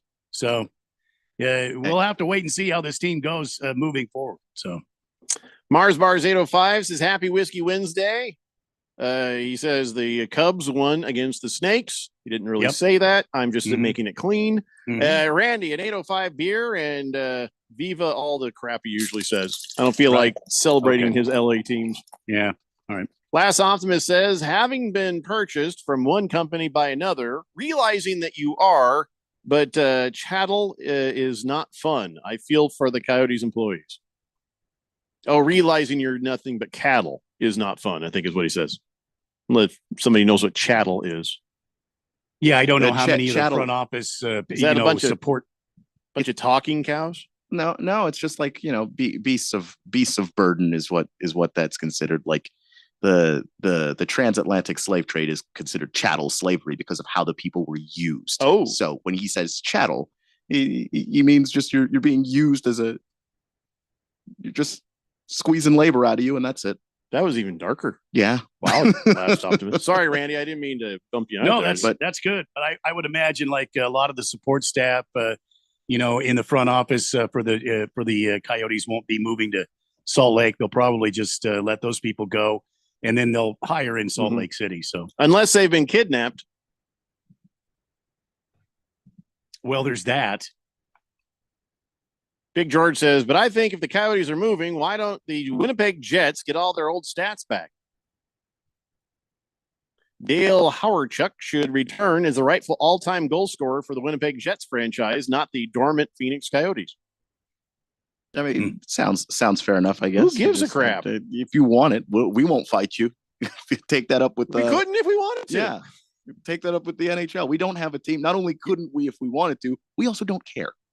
Yeah, really. We don't have a franchise to really worry about. George, you're a learned man. You're an Esquire. Why don't you write Gary Bettman, the commissioner of the NHL, and bring that up? Ralph Has Crabs says it just shows you that justice can be swift in the NBA if they want to. Meanwhile, if you're Ja Morant, you get 3 different second chances. Yeah, they should just at least make it make sense. They should at least make it make sense, but also, and it's always been about the money. Jonte Porter made the league look bad in a way that John Morant could screw up 3 more times the way that he did, and he still wouldn't get close to what Jonte Porter did. Jonte Porter did the one thing you can't do in sports. He messed with the money. It looks bad, and it's going to cost them advertising partners, potentially their betting partnership with FanDuel and all that. And Adam Silver is just sitting there going, thank God Jonte Porter wasn't that big a deal. Yeah, because then what would he do? Because he'd have to ban whoever it was, and so you breathe a sigh of relief. It's Jonte Porter. Jonte Porter was a small fish. Yeah, small fish. All right, we got to take a break. We come back. I would like to move on to some other things, but you guys just are still stuck on this hockey thing. But you know what? We go the way the wind goes, so we'll pick it up when we come back. It's the Daily Blender here on 1580 The Fanatic. Febreze. So my home is also my office. And before I can focus, every room's gotta be clean. That means tidying up and spraying my Febreze Air Mist. Ooh, that's fresh. Febreze Air Mist scents are all high quality. They fight any weird funk, and they give my air an instant boost of freshness. So not only does my home smell good, I feel good too. After I Febreze, it's time to start my day. Breathe happy, Febreze, la la la la la. Everybody's got a podcast these days. Comedy, politics, true crime, you name it. But how many actually teach you anything useful? Harmon Solar has an entertaining podcast that is vital if you've been thinking about looking into solar, but you don't know where to start. Ralph and Ben explore the intricacies of utilities, equipment, processes, and more. Their primary objective is to educate and empower you to make informed decisions on your solar journey. So increase your knowledge, not your bills. Go check it out right now. It's the Harmon Solar Podcast at harmonsolar.com. If you need bold banners to boost your business, but you're on a budget, think Staples. Posters, flyers, signs, and menus for less? Think Staples. Staples can print anything you need to move your business forward. Now at Staples, save $50 on your print purchase of $150 or more. Same-day service available on hundreds of items if you order by noon. And all backed by Staples' Print Perfect guarantee. So it's done right or it's printed again free. Staples, your local print and marketing expert. N61, visit staples.com/print for details. You're expanding your business and need to add to your fleet. Maybe you need another semi-truck or trailer. Don't have the cash? I can help. I'm Dylan Cohen at JR Capital, and we offer no money down financing on new and used trucks and trailers. Whether you're an owner-operator or a fleet manager, I'll get the vehicles you need with a simple application and same-day approval. It's faster and easier than asking your banker. Call me, Dylan Cohen, at 602-834-7353. Or visit moneyradio.com and click on Finance with Dylan. It's not just a job. It's shaping the heart of our city. The City of Chandler's Public Works and Utilities Department is the driving force behind our city's success. We invest in you with continued training, benefits, and a supportive team environment where career advancement is in your future. Learn more at jointeamchandler.com. Be a part of something bigger. This message is sponsored by the City of Chandler. What's up, everybody? Nick Costos here, host of You Better You Bet, reminding you to check out the show. Now, why should you check out You Better You Bet? Because we bring you the most fun. We bring you the most insightful, the most entertaining show in the wagertainment world. From up-to-the-minute breakdowns of backdoor covers, bad beats, and the cheers and tears that come alongside them. Plus, you'll get the best betting analysis anywhere from myself, Ken Barkley, and some of the best minds in the sports wagering world. So tune in weekdays, noon to 3 on Arizona Sports Betting Station, 1580 and 99.3, The Fanatic.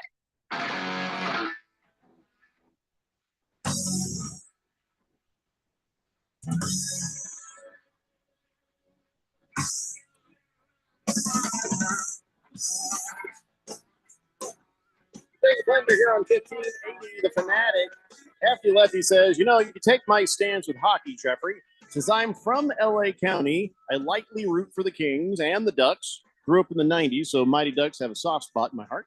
I don't consider myself or call myself a fan of either team, though. So if they win, cool. They lose, yeah, well. I still get to enjoy watching the hockey playoffs because playoff hockey is terrific. All right. That seems kind of non-committal. I could just be that for every team in the NHL. So I don't know. I guess I could be a hockey whore. Harry Soap says, how about they call this new team the Salt Lake City Nuclear Winter? Why are we Why are we trying to name the new We're not. hockey team in Salt Lake City? Well, the fourth dimension is trying to. Why for some fourth reason. dimension? Are you trying to come up with a satisfactory name for the Salt Lake City hockey franchise? My advice as your lawyer is to call a Salt Lake City radio show and tell them, because we could give a crap. Niner Annapolis says Greek is the word. No, Greece is the word, Niner Annapolis. But it's a play on that. Greek is the word. I is the word. see. See what I mean? I'm Greek not. is the word. I ain't doing that every time. Average Joe says John Tay Porter has to look at his brother every family dinner and he can't say anything. Absolutely nothing to say he's better than Michael. I'm sorry, what? He thinks that Michael Porter is John Tay Porter's brother. I don't believe that's true. No. Yeah, okay. Mr. Wilbur says, wow, Keon, a Rolling Stones reference. Beast of Burden. No, that's actually a... It's older than that. Yeah, that came before the Rolling Stones, Mr. Wilbur. Hefty Lefty says, we're called puck sluts, Jeffrey. Okay. Still don't know if I want to be called any kind of a slut. So let's move on. Let's talk about the 2024 USA basketball men's national team. They have announced the players, and there's 2 Phoenix Suns on there. Yay, Devin Booker and Kevin Durant. You don't seem Sure, why excited at not? all. Nobody seems excited. I mean, we're going to roll in these Olympics. I don't know, man. Well, I don't know. Let's talk about this. LeBron James. Hold on. I am a little bit worried about the coaching more than the players. Here's why. Last summer, the press release from Team USA. Okay, the 2024 USA men's national team will be led by head coach Steve Kerr, who's assisted by Mark Few, Tyronn Lue, and Eric Spoelstra. Last summer, this quartet coached the 2023 USA men's basketball national team to a 4th place finish at the what the hell 4th. Yeah, they didn't have the NBA guys out there. They didn't have the NBA guys out there. Oh, okay. Well, then Yeah, it's the FIBA championship. They didn't have everybody. Well, where were the guys? They chose not to play. They show up for the Olympics. Oh, okay. I was about to be like, no, our coaching is suspect. Yeah, they show up for the Olympics. Yeah, I'm not going to doubt Steve Kerr too much. All right, everything's fine then. Everything's fine. But the other thing is how old this team is. It's the oldest Team USA team ever. That concerns me a little. Well, just because LeBron James is on there, if you take him off, here's the team. Still got Kevin Durant. Here's the team. You got Bam Adebayo. You got Steph Devin Booker. Steph's 35. You got Steph Curry. You got Anthony Davis. You got Kevin Durant. You got Anthony Edwards from the Timberwolves. You loved him on ER. Joel. No, that's a different. Never mind. Talk to me, Goose. Joel Embiid of the 76ers. You got Tyrese Halliburton, Drew Holiday, LeBron James, Kawhi Leonard, and Jason Tatum. That is the squad right now. 2 Lakers, 2 Suns, 2 Celtics, and then the rest are just whatever. And LeBron James is 39. Steph Curry's 36. Kevin Durant's 35. Yeah, but the experience level. The experience, look, that does matter, especially since those guys have also I think they're the only 3 guys on the team that have been in multiple Olympic games. So that does matter.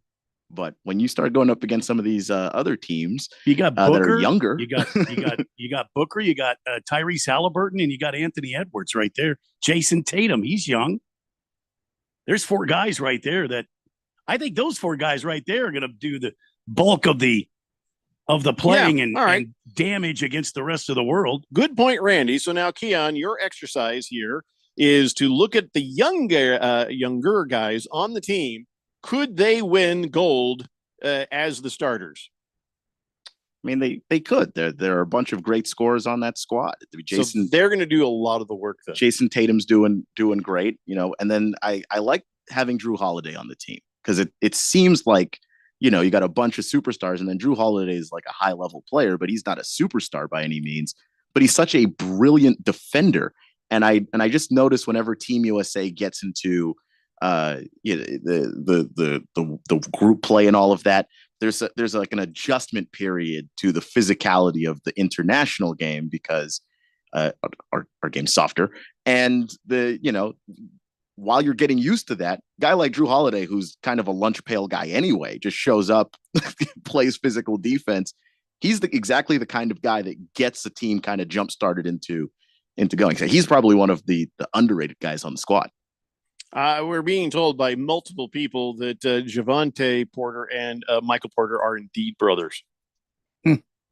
Average Joe says, "Come on, guys. Yes, Michael Porter and Javante, they're brothers." Yeah. Okay. Listen, if Javante Porter didn't gamble, I'd have no idea who he was. So to be fair, he averages 4.4 points a game. I didn't give a damn, and until I don't even know who you are. It's just so to know, like Michael Porter Jr. I know because he's good. So here's the thing, though. That is now that we've learned that they are brothers, this does not look good for Michael Porter because now they're going to keep a very close eye on him. Yeah, but he's going to be under a microscope. He, at least so far, doesn't seem anywhere near as dumb as his brother. So, because I mean, Javante Porter, while getting into some hot water with the gambling, has done a bunch of other stupid things as well. There's some domestic abuse, some other violence there. So he's just not a smart person to begin with. The Berg says Porter brothers, Giannis brothers. Yeah, same thing. It's not really, but okay. I mean, like Thanasis isn't good, but like there are times where I'm like, wow, Thanasis looks like a real basketball player. Like once or twice a season, but still. You're gonna just say they're a little selfish. The Antetokounmpo brothers. They use up a lot of vowels. Just so many vowels. I don't think they chose that though. I'm gonna play Scrabble with those guys. 7 letters, you sons of bitches. 7. That's all you get. Swazman says, seems like having LeBron and Curry and Durant on the Olympic team is like playing against Vlade Divac or Dirk Nowitzki. Come on, Keon. He's right. Put the young guys in. Well, I'm not the coach. I'm just telling you. I said put the young guys in. Yeah, and Randy was also saying the young guys are going to carry most of the load, but I also happen to know that anytime coaches end up in this Team USA situation, sometimes they just defer to the big names. And is Steve Kerr going to have the stones to put the young guys in when you've got the 3 older superstars? They're probably wanting to play as well. Today's the day I don't understand people. Berg says J Nut, Janus brothers. J Nut, Janus? I don't understand what he's saying. Do you understand what he's saying? Nope. J Nut. Go Team USA. I don't know. So let's talk about last night. It was a huge disappointment. I'll tell you what, if carb loading Zion Williamson did not hurt his leg, I think the Pelicans were going to win that. I really do. Yeah, he was cooking last night. Now. Yeah, and I feel bad for the guy. He was genuinely pissed off that he couldn't come back. Yeah. He's just losing it on the sideline. And he's, from what I saw today, I was reading before I came on the air, he's not going to be available for the next playing game either. Yeah, they're out. It's a hamstring. The Kings will find themselves in the playoffs because without Zion, no chance, right? I wouldn't say no chance. I would. Yeah, I mean, I wouldn't. This is a you would if you're team. brave like me. No, I'm not going to say that. It's not about bravery. It's you about cowardly. You'd say it out loud with your mouth. It's about like it's about saving your chest. Well, no, I don't know it's how just, you could say he's cowardice. Yeah, because he was at Radio Row and he yelled out tampon in the middle of. Yeah, that's that's true. pretty damn. That's true. And got some of the dirtiest looks. Did we ever hear anything about that? No one said anything. Thank God. No one said anything. At least not to me. So maybe somebody told something to Rod later, but nobody told me. Well, it's nice having the NFL. Okay. Yeah. So no, it's just about the fact that I think that the Pelicans are still a talented team.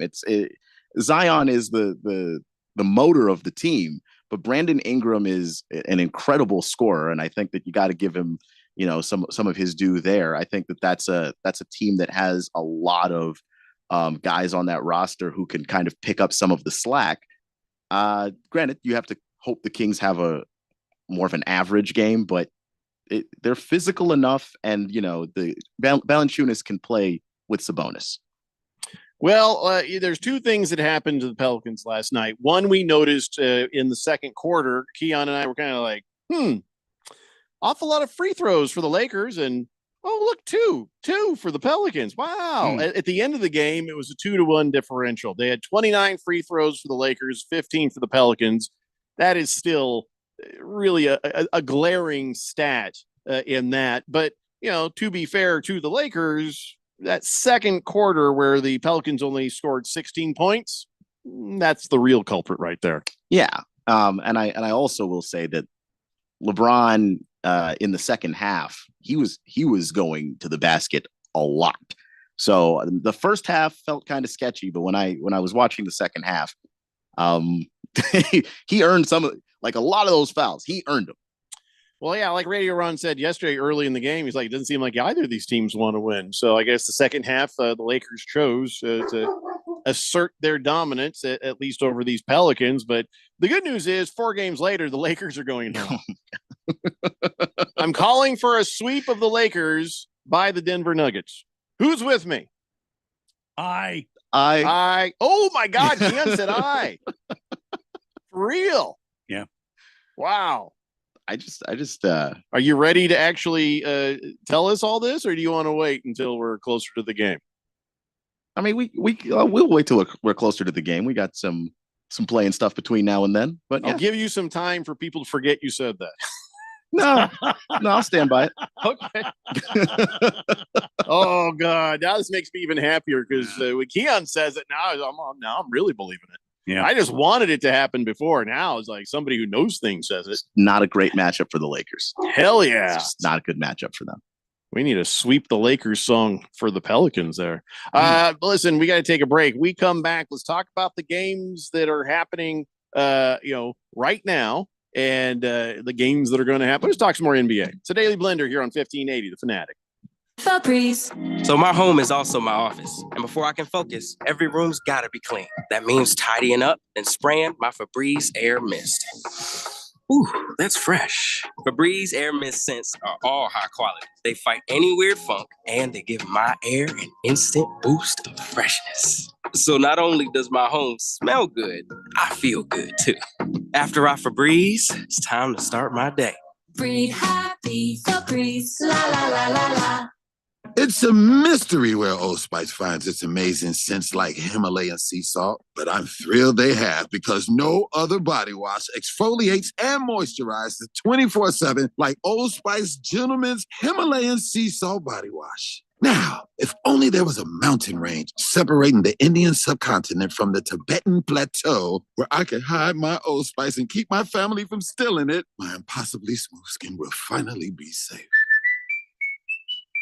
Do you need equipment for your business but don't have the cash? I can help. I'm Dylan Cohen at JR Capital, and we offer no money down financing on new and used equipment. Excavators, forklifts, dozers, tractors, cranes, plows, and more. If it's essential to your business, I will help you get the money you need. It's faster and easier than asking your banker. Call me, Dylan Cohen, at 602-834-7353. That's 602-834-7353. Or visit moneyradio.com and click on Finance with Dylan.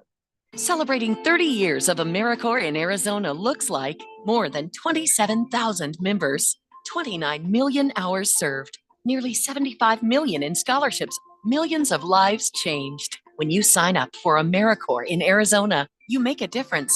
Also, earn a living stipend, plus education scholarships. Join the movement by signing up at serve.az.gov. That's serve.az.gov. This message is sponsored by the Governor's Office of Youth, Faith, and Family. Life is challenging and ever-changing. Take control with passive income through real estate investing. Learn how. Learn now. Let Bill Wamsley and Lifestyles Unlimited's investors and mentors show you. Meet Dell's team live in Phoenix 2 days only at the Embassy Suites Phoenix Billboard. Saturday and Sunday, April 27th and 28th. Register now at GiveMeTotalFreedom.com. That's GiveMeTotalFreedom.com. Enter promo code 2024 for a special discount offer. GiveMeTotalFreedom.com. Code 2024. Your home for sports. 1580 and 99.3 The Fanatic.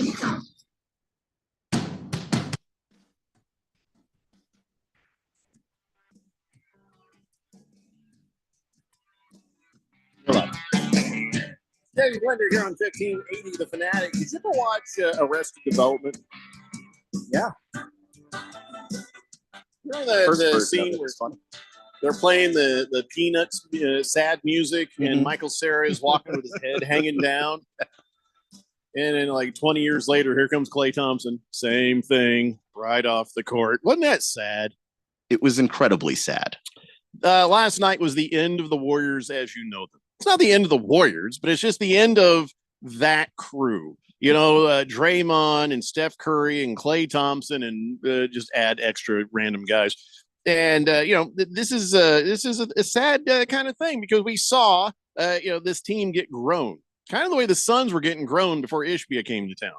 And, they achieved greatness. And, I've always been critical of Klay Thompson. What was it I've said? He becomes brick-o-matic in the playoffs. Last night, he was nothing but bricks. 10 shots, 10 plunk, clunk, clunk, clunk miss. And it was just a bad night. 6 of them from 3. He needs to probably retire. He needs to retire, I think. But, you think he's going to go someplace and miss shots for someone else. Yeah, I mean, I don't think he needs to retire. I think he showed this season, because I'm not going to judge him on just the one game. I think he showed this season that he can have a role on a team that's valuable. It just can't be as a starter. That you just plain and simple, you can't put Klay Thompson in your starting 5 or you're screwed on both ends of the floor. I've always seen him get inconsistent in the playoffs. And I've always seen him rattle the damn rim in the playoffs, like every other shot. Then all of a sudden get a hot streak and make a liar out of me. And then, clunk, clunk, clunk, clunk. You know what I'm talking about. Yeah. He just is horribly inconsistent. And this was when he was good. That's what I'm saying. You have to limit those minutes for him. And how do you know which ones are going to be the good minutes? I mean, he showed this season that a good chunk of them are. You can see statistically, if you put him in, he'll be okay for a bit, and you got to yank him out. I mean, yeah. I mean, he just doesn't have the ability to be a two-way player, which limits what you can do. Because in the past, even when he wasn't necessarily making shots, he was giving you something on the defensive side of the floor. He doesn't have that, and so without that, like, there's just no reason to have him out on the floor as a starter. But against a second unit, yeah, I think he'll be all right. He took 10 shots last night, didn't have one score, first time since his rookie season. Yeah. Yep. I just, at some point, you got to stop shooting the basketball, dude. Like, just, I understand shooters shoot. I get it, but you aren't seeing that thing go in and you are shooting your team out of the game. I've always enjoyed the Warriors, even when they were playing the Suns. Of course, I'm always rooting for the Suns, but I've always enjoyed the Warriors. I've enjoyed that crew. The clown violence of Draymond Green, the crazy circus act of Steph Curry, the clunkomatic, and at least that, dumb guy spirit of Klay Thompson. But, so I'm a little bit sad to see this go away. But now it's time. They've got some new guys who are coming up who are pretty good. So they've got to keep growing that. But I don't know if you're going to see Klay Thompson there next year. Probably not. Of course, the other players are rallying around him saying, yeah, we got to have Klay back. And I think Draymond Green may or may not be back next year. I think that's possible. If you want to talk about one guy on the Warriors that needs to retire, I think it's Draymond. To go to a farm. Just hang out with your kids, dude. You made a lot of money. You've been in a bunch of commercials. You're okay. You're going to be financially all right. And mentally, you are not where you need to be playing basketball the right way. Like, Steve Kerr has to manage this guy, and his persona and his temper and all of that stuff. Make sure you've got Draymond to do enough that he can help you win, but not so much that he's actually doing damage to the team. Like that's something you have to worry about as a coach. That, like, it's at a certain point, the trade-off isn't there. He's not giving you enough for the big headache that comes with having to manage all of the other things around Draymond. So, by the way, the Miami Heat and the Philadelphia 76ers are in the first quarter with like a second left, and it's all tied up at the moment. I got to ask you a question about Jimmy Butler. When he takes that headband thing off, does he still look like he wants to talk to the manager? That hair thing that haircut, the emo look that he did. Yeah, is he still doing that? No. No, I think that was One day. No. Okay, so Yeah, they he keep got his using hair- that picture though. In Well, the yeah, because graphics. that's the headshot you take at the beginning of the season that they distribute to all the media outlets. He So must have he's- been bored. He's been doing this every year for the last few years, last 3 or 4 years. He's been showing up with a different, insane hairstyle. Remember last year he had the fake extensions, and everybody was like, "What is going on here?" Yeah, he just likes to do that to screw with the NBA because he knows that's the picture they have to use I for all salute the him for media. this. I salute him. No, he's just having fun. No, he had his hair straightened for that, and I don't think it still is. That would be. I don't think it is. No. That would be a lot. Ham Sandwich said something I really don't agree with. You want to hear what it is? The Warriors should have kept Jordan Poole and dumped Klay Thompson. I don't think that's wrong. I don't Get think rid of really? both of them, really. I think with the Jordan Poole thing, that was more of a function of Draymond is really that relationship between the two of them, that was toxic. Like, you just couldn't have that in a locker room. You would ruin so many things. So like, what Jordan Poole had to be the guy to go there. But if you want to just choose between Jordan Poole and Klay Thompson, like, Jordan Poole is a guy who has played great and then found himself in a very bad slump. But he was starting to figure it out near the last couple of months of the season. They moved Jordan Poole to point guard. And I don't know what happened. That guy was averaging a double-double from that point to the end of the season, essentially. So there's something there because Poole is younger. He's on the upward trend. Klay is clearly going the other direction. So that's, if you're going to choose between a guy, you choose the guy that's ascending to his prime, not the guy that's leaving it. Well, now it doesn't matter now. Clay's got to go bye-bye. Klay has to go bye-bye. I think if he's willing to be realistic about what a team will pay him, because what he wanted to do was try and bet on himself this summer. The Warriors offered him an extension. He turned it down because he wanted to see if he could play his way into more money. He has played his way into far less money than he would have made if he had just taken the offer the Warriors gave him. So if he's willing to be realistic about what he costs, then he doesn't have to go anywhere. But you can't pay him superstar money. Baker's Cocky Hen says, we killed Zion with our dangling of Twinkies. Cashed the Lakers money line last night, but just barely. Okay. And it wasn't a Twinkie that got him, it was a leg injury. He actually looks ripped right now. Yeah, no. Zion Twinkies. Yeah, that's that is his go-to. That is well, you know what? Can I just tell you?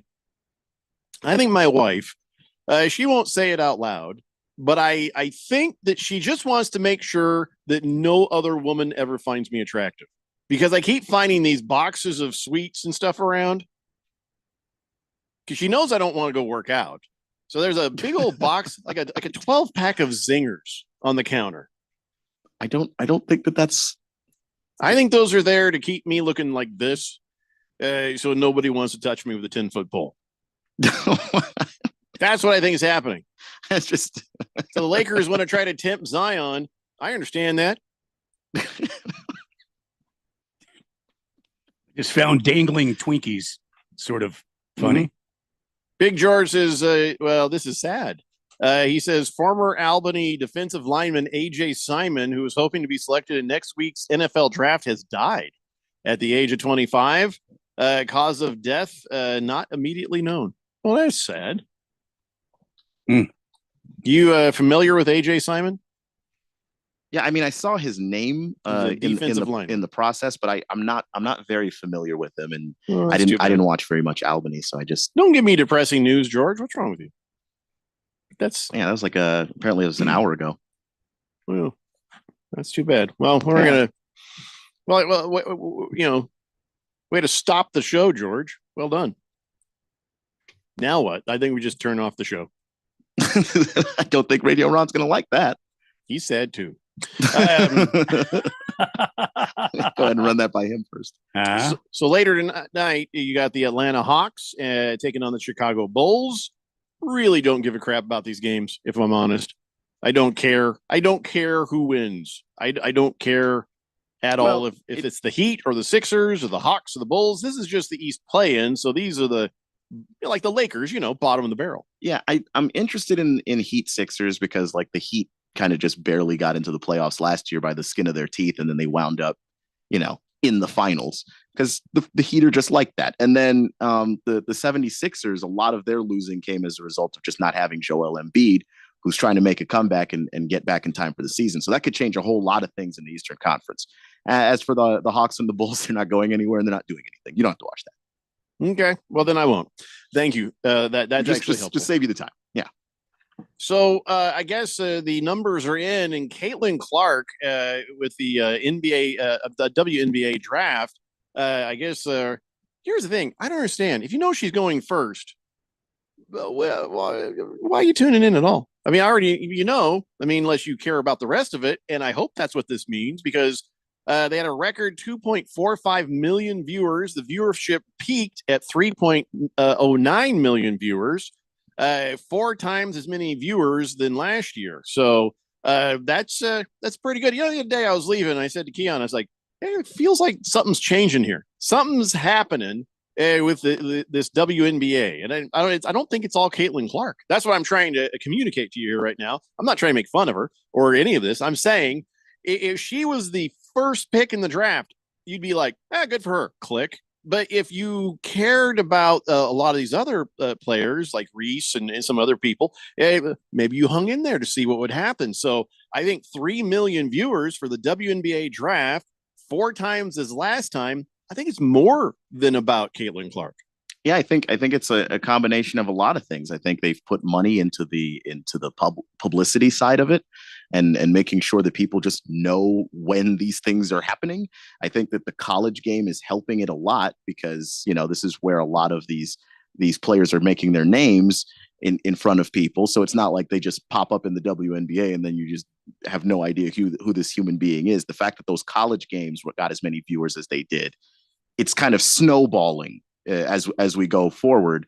I think people do care, because her jersey sold out. Oh yeah, it's selling better than any NFL player right now. Like the Fanatics shop ran out of her jersey in every size that jersey is sold. So like there's a buzz there. But yeah, the fact that the college game is deeper, and then you've got some trash talk already happening from some of the vets that are already in there that are like, good, she's great, but she's gonna have to earn it. She's a rookie.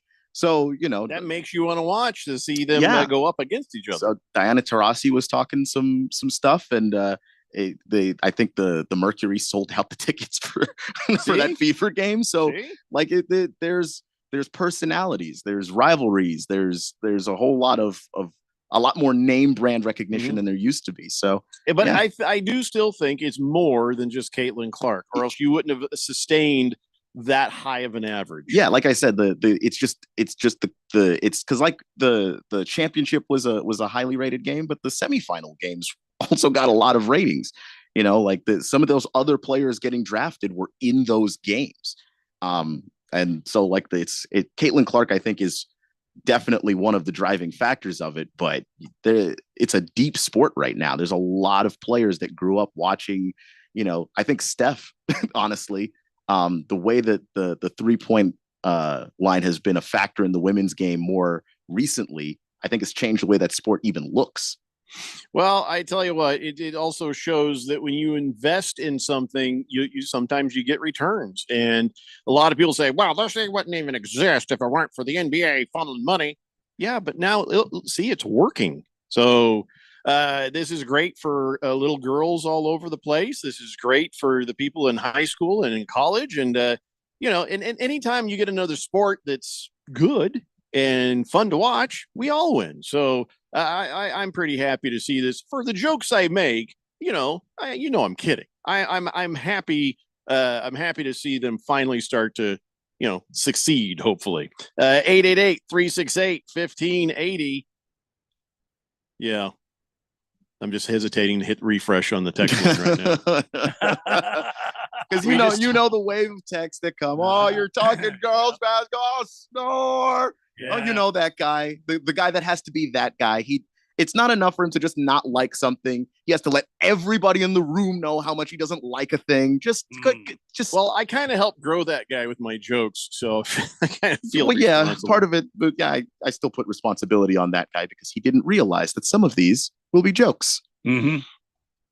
So, how many jerseys was that, by the way? If they sold out, how many they sell out? Did they like, let's make 25 jerseys because it's the WNBA? Or did they have like thousands of them? I don't know how many they actually sold. That is pretty impressive. They sold out on draft night. We probably won't have that answer. I like how Keon's lips move when he reads them. It's almost like I already know what he's reading. If you're a lip reader, you do. Yeah. All right, listen, we got to step away for a moment here. We have 2 hours down. We got 1 to go. We'll talk a little more NBA basketball and stuff. We got a couple of other random sports things. I don't think we've gotten to talk about the NFL in about a week now. Is that about right? Holy crap. Feels like Seems right to me, yeah. Well, we got to fix that eventually, but we'll see what happens. Come on back, everybody. It's a Daily Blender here on 1580 The Fanatic. Pizza's here. Oh, great. I'd love some, but I'm worried about my stomach issues. If you're worried about having diarrhea, gas, bloating, stomach pain, or loose, oily stools, it may not just be stomach issues. It could be a condition called exocrine pancreatic insufficiency, or EPI. With EPI, the pancreas doesn't release enough enzymes to break down food, but EPI is manageable. Use the symptom checker on identifyepi.com and talk to your doctor. That's identifyepi.com. Sponsored by AbbVie. O'Reilly. Check engine light on? Take the guesswork out of your check engine light with O'Reilly Veriscan. It's free and provides a report with solutions based on over 650 million vehicle scans verified by ASE certified master technicians. And if you need help, we can recommend a shop for you. Ask for O'Reilly Veriscan today. O'Reilly Auto Parts. Hi, I'm State School Superintendent Tom Horn.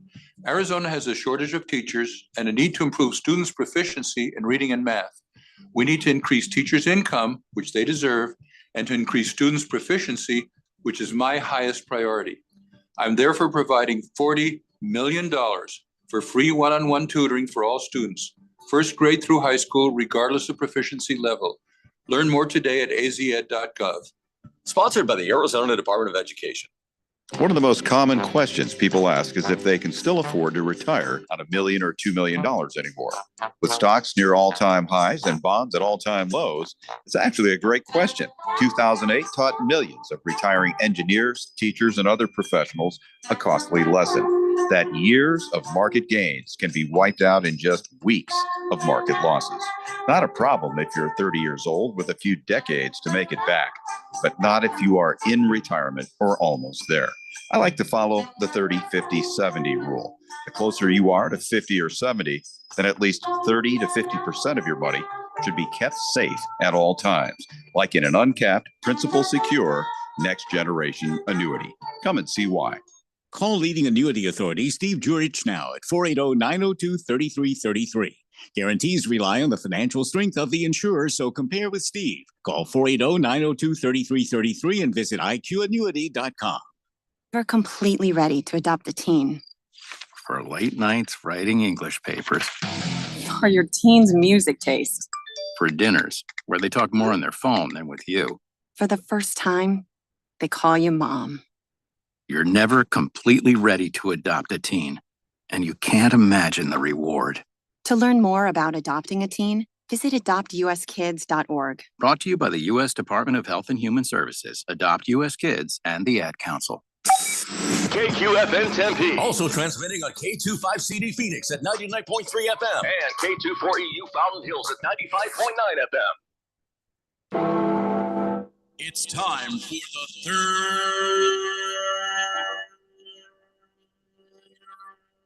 hour.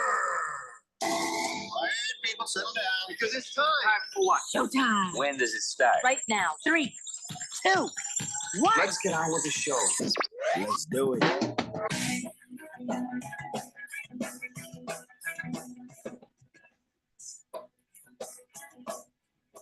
All right, everybody, it's 5 o'clock here on the Daily Blender, and your good friend, your radio pal, Jeffrey O'Brien, alongside Randy White. Got Keon Rose in the control room, and you guys are on the Fanatic text line, 888-368-1580, as we broadcast live in the Harmon Solar Studios in Scottsdale. We've talked about an awful lot of stuff today. We talked about hockey, what teams we should follow now that the Coyotes are going to go bye-bye after tonight. Yes.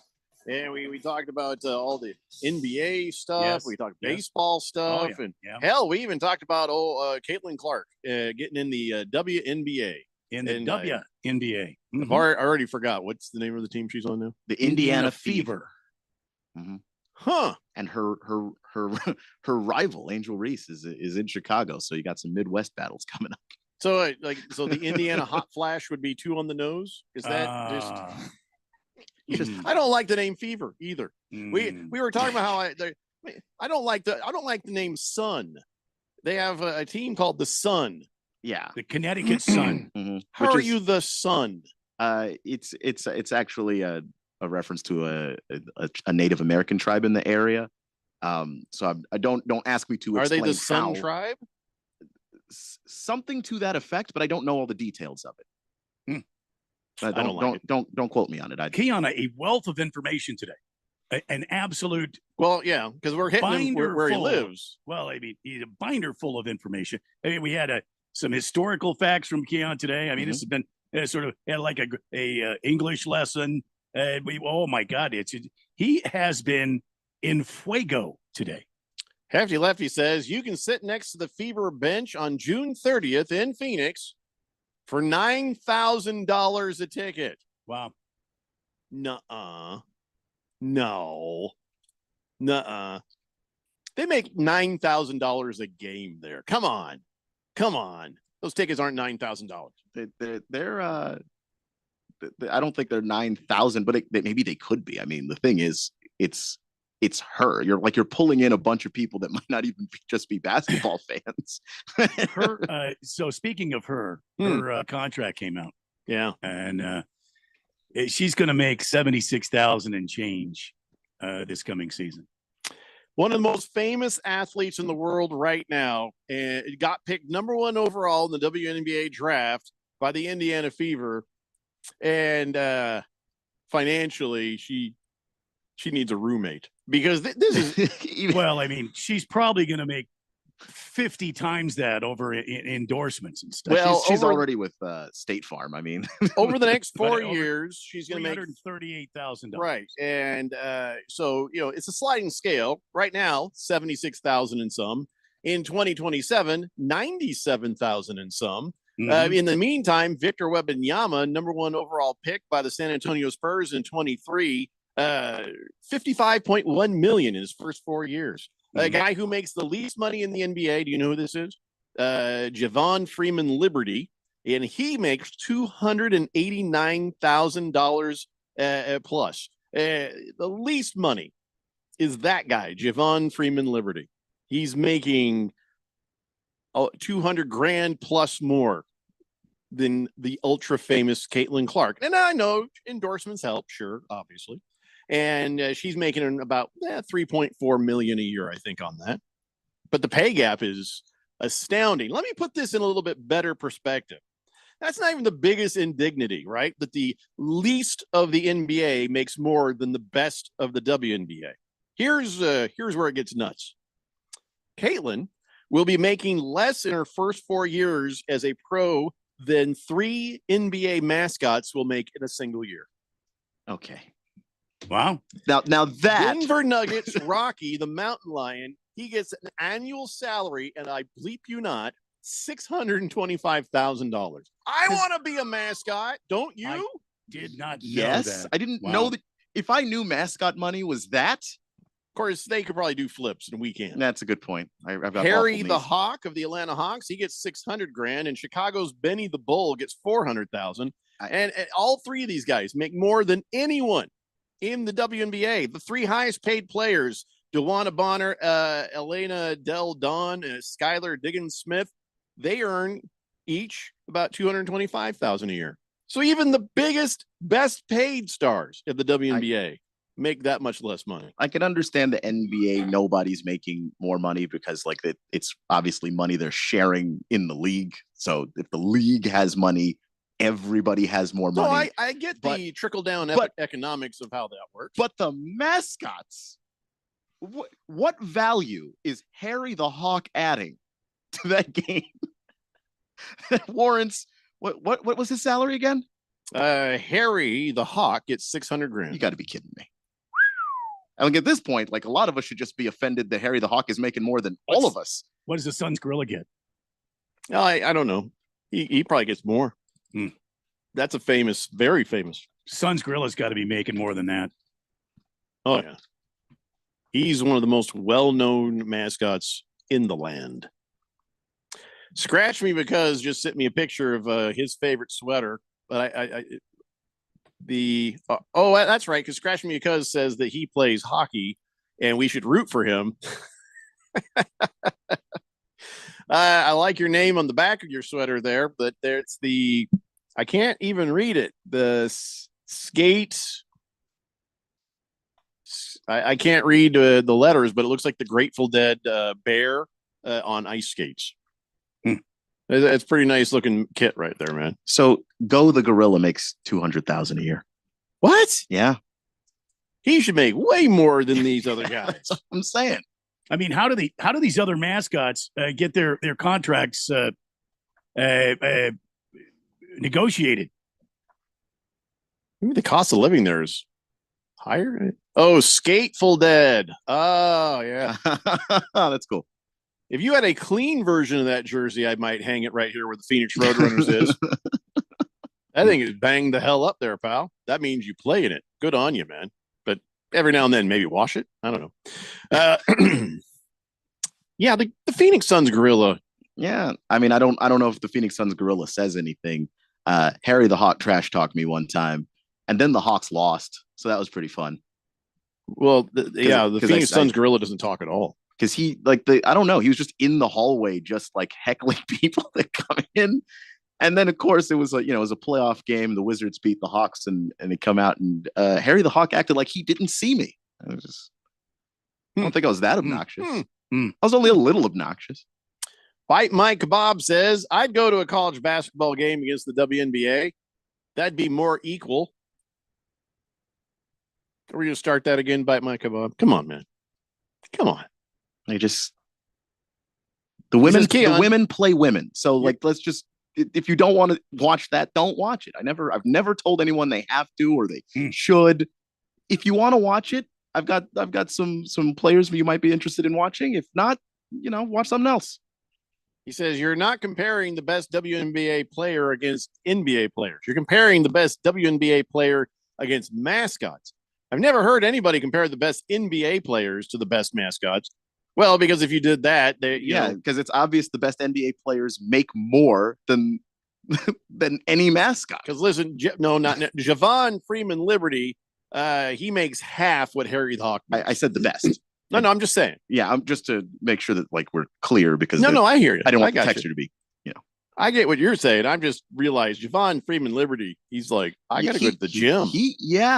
I don't know, get some shots up, man. I got to practice harder. I find that I'm making less money than Benny the Bull. That is humbling. Yeah. Which I currently am making less money than Benny the Bull. We are. Yeah. I don't feel great about it. Yeah. We should have been more athletic. The Philly Fanatic. The Philly Fanatic makes $600 an hour. Oh my God. What does that come out to in yearly? I could have learned to do flips. I could have done that. I don't think if I started early enough. I don't even think he flips. $600 an hour. And you figure he's out there 82 games. Oh, I'm not doing that, man. I'm not doing the math, but it's probably more than just games. A big number is the answer. And $666,000 a year. That's lawyer money. Yeah. To be the fanatic. Philly Fanatic. To dress up in a green fuzzy suit and screw with the fans all game. Bite My Kebab says, I think Keon might have a crush on one of the WNBA players. Is it possible that I just like watching basketball? Yeah, and more than likely, Keon knows that crush, statistically, largely unrequited. I see what you did there. I see what you did there. I was very kind in how I did it. It was more subtle than some of the other ones. Almost got past me. As a catcher, I had to put my knee down and stop the ball from going past me. Good play. Baker's Cocky Hen says the lowest paid NBA guy is now actually Jonte Porter. Well, he's not even he's not an NBA guy. Yeah. So he doesn't count. Hefty Lefty says, just looked at Ticketmaster. Wow. And he says it's all the resale market. That game sold out within minutes. The Mercury tickets going on sale for the season.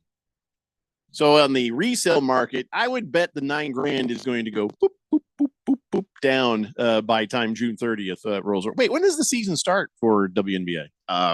Soon. It feels like next week, but I feel like you should know that without looking it up. It's in May.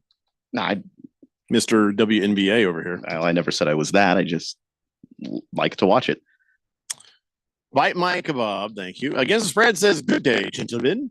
Good day, sir. Good day, sir. He says, I have some gambling advice. Ooh, all right, get your pen out, Keon. Last night, I told you guys to bet on the Lakers, and my message was met with resistance and static because everybody hates the Lakers. Yeah. Oh, listen, we didn't give you static. We were just, hating the Lakers. Just morally, I can't do it. But it was never about your message. We trust you. In fact, I even said that. I think I said, you did say exactly that's how that. you make money is by listening against the spread. He says, well, you can always make money off teams you hate, The name of the game is making money. Let the almighty dollar guide your decisions, not your emotions. Take the emotion out of sports gambling, boys and girls. And more, one more thing, doesn't matter if you can watch a game in order to bet on it. Your emotional and time investment decides nothing in the contest. Play smart, use intelligence to be successful in the sports betting arena.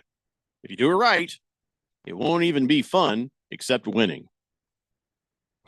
What? I mean, so he's basically saying if you go all business with it, you're not going to enjoy betting for teams that you hate. Hold your nose and do it, because the fun part is when you make money. I gotcha. Listen, if I had made a bet on the Lakers to win and it came through, yeah, you're right. It's fun seeing the money get bigger. That's the fun. The problem is when I have to watch it, I now have to root for the Lakers because I want the money. And it tastes bad. It does taste bad. I'm not. I'm not. Now I can easily bet against my team. If my team is bad, then that's just an easy. I bet against the Commanders 9 games last season. Like I didn't make a ton of money because they were underdogs in every game that they earned that, but I did make money. Yeah, 8 games in a row. I think there'll be some things that, listen, I know against spread is right, but I think even then the hatred runs deep. I could not bet in favor of the Yankees. I cannot bet in favor of the Lakers. You're right against the spread. I can't do it. So I try to bet away from my emotion. So if it's 2 teams that I don't root for or root against, beautiful. That's the best scenario. Because I can't root for the Cowboys. Like that's just not. Well, but I can pick a team I hate to win in a picks contest. Yeah. Click, and I just don't ever look at it again. Well, because if I think they're going to win, then they don't need me. I'm not rooting for them. It's just I think they're going to win. So Rory McIlroy, somebody said they offered him $850 million. The Saudis. They are, and he says that's not true. It's bogus. He said it was $849 million. Oh my God. No, he didn't say that. It's like, oh, that's so much worse. He says, I honestly don't know how these things get started. He says, I've never been offered a number at all from the LIV, and I've never contemplated going there. Again, I've made it clear it's not for me. Okay, Rory.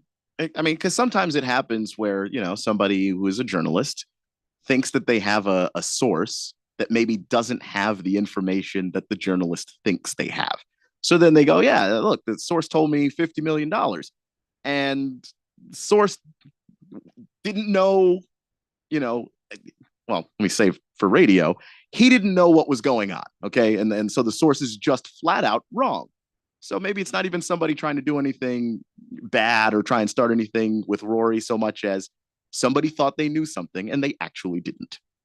Baker's Cocky Hens doesn't know anything. He says Klay Thompson should go to the WNBA. He'd fit right in with his shooting. Well, But there's some good shooting in the WNBA. yeah, it's like if anything in the WNBA, wow, you don't have to like a lot of it.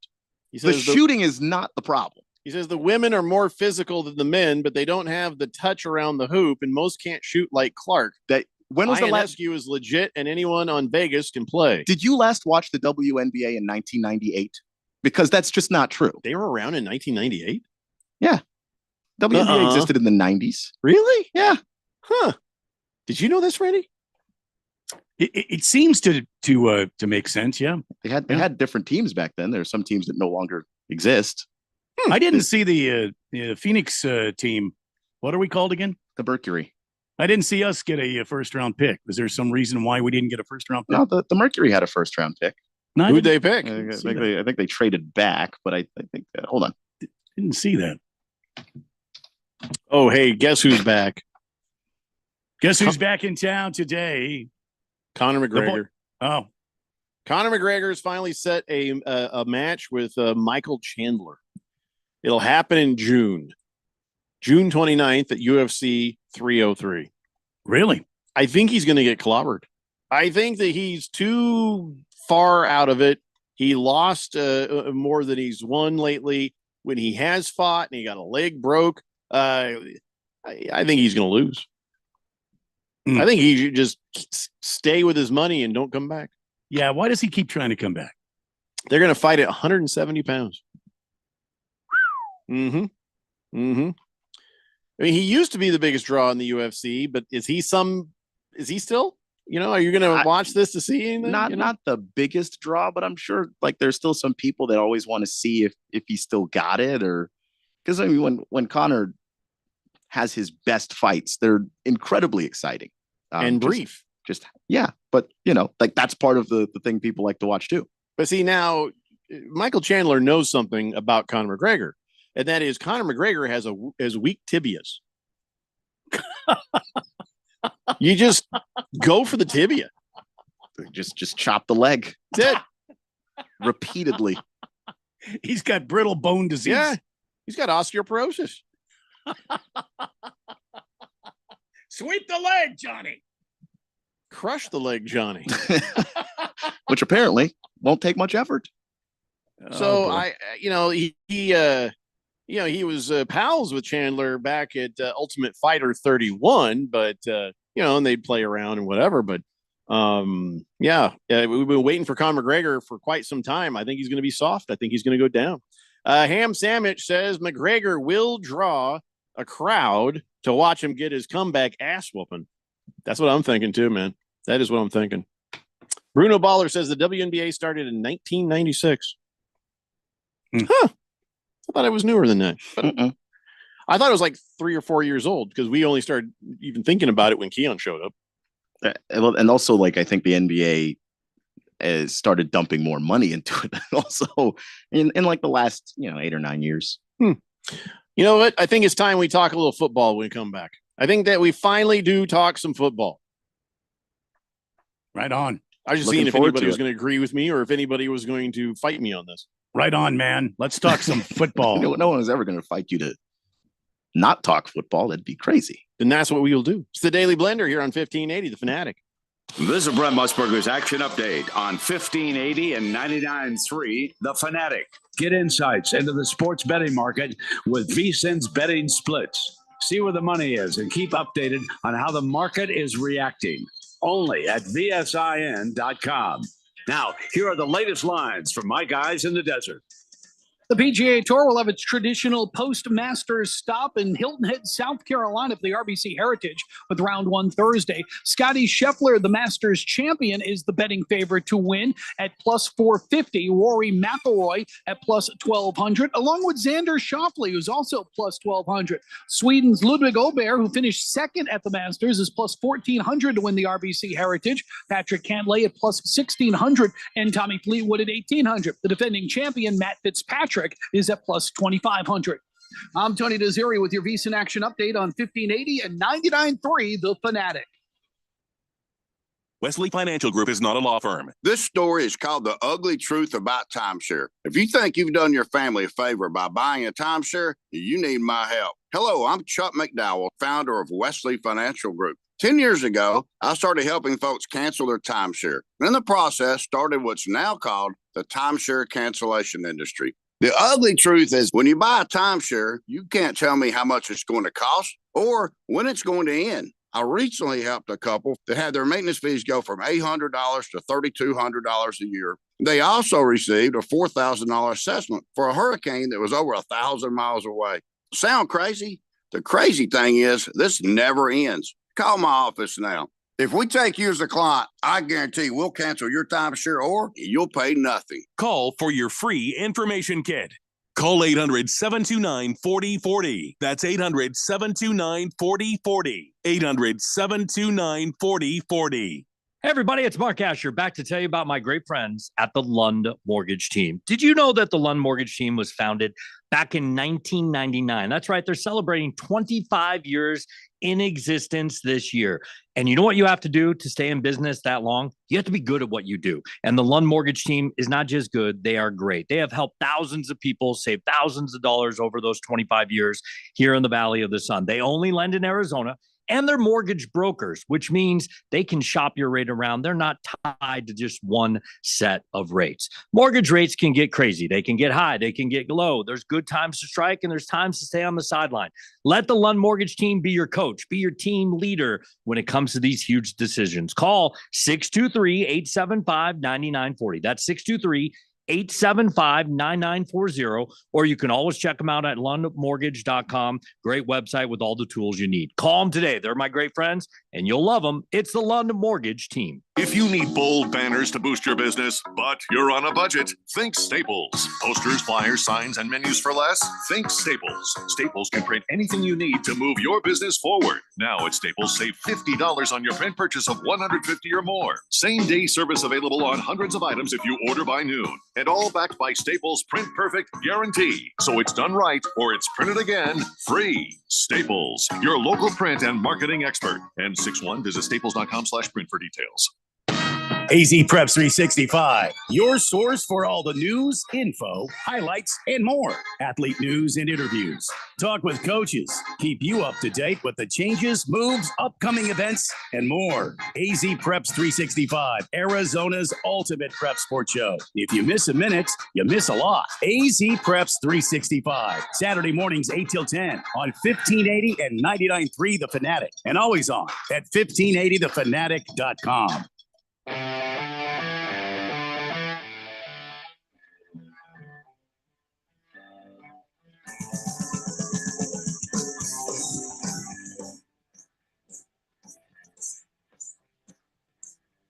Today's weather here on 1580 The Fanatic. Randy, I just realized something. What's that? This might be disturbing. Okay. Yeah, and idiot kids are eating Tide Pods. Oh, yeah. Yeah, I remember that. Yeah. They're old enough to drive now. Uh-oh. Mm-hmm. That's not good, Jeffco. That could be catastrophic right there. May God have mercy on our souls. But their insides are at least clean. Well, maybe that's it. Maybe Darwin took care of it. I don't know. Clean and fresh. Yeah. Anyway, we promised we would talk some football stuff, so we will talk some football stuff. I don't think the UFL, the UFL, I don't consider that actual football. And but I do want to just give you an update because I do enjoy being right. I guess the ratings not great. Oh my gosh! What? Another? Huh? Imagine my shock. Who could have guessed? Honestly. So it was actually kind of hit and miss, but it's going to be more miss as the time goes by. I guess, nothing over 1 million, a little over 1 million for the St. Louis Battlehawks and San Antonio Brahmas. But outside of that, Saturday was not a great day for I guess they were playing Saturday and they did a little better on Sunday, but the attendance also bad. Also bad. Well, they're playing in one stadium, right? They're not. No. Are they moving around? Oh, okay. Mm-hmm. All right. I guess so. Here's a well. I mean, I don't know. Are they playing in one place? I didn't think they were. I thought they were playing in different places. I thought so too, but also I didn't check. Yeah, I don't know. I just know the attendance numbers for Arlington, 8,411 for the DC Defenders and the Renegades. And then the Showboats Stallions game, that was 12,265. Might have been, I don't know where that was. Well, let's see. Choctaw Stadium for the Arlington Renegades. Yeah, and okay. Birmingham Stallions. Yeah. Northwest ISD High School for the DC Defenders and Houston Roughnecks. Dragon Stadium for the San Antonio Brahmas and Michigan Panthers, and Vernon Newsom Stadium for the Battlehawks and Showboats. The Panthers in 3 straight games had about 9,000 fans in the first week, 7,000 fans in the second week. I don't know how they did in week 3 yet, but yeah, attendance is not great. Ratings not great. Huh. Well, I thought this would be different because it was The Rock doing this. So So you're supposed to change everything.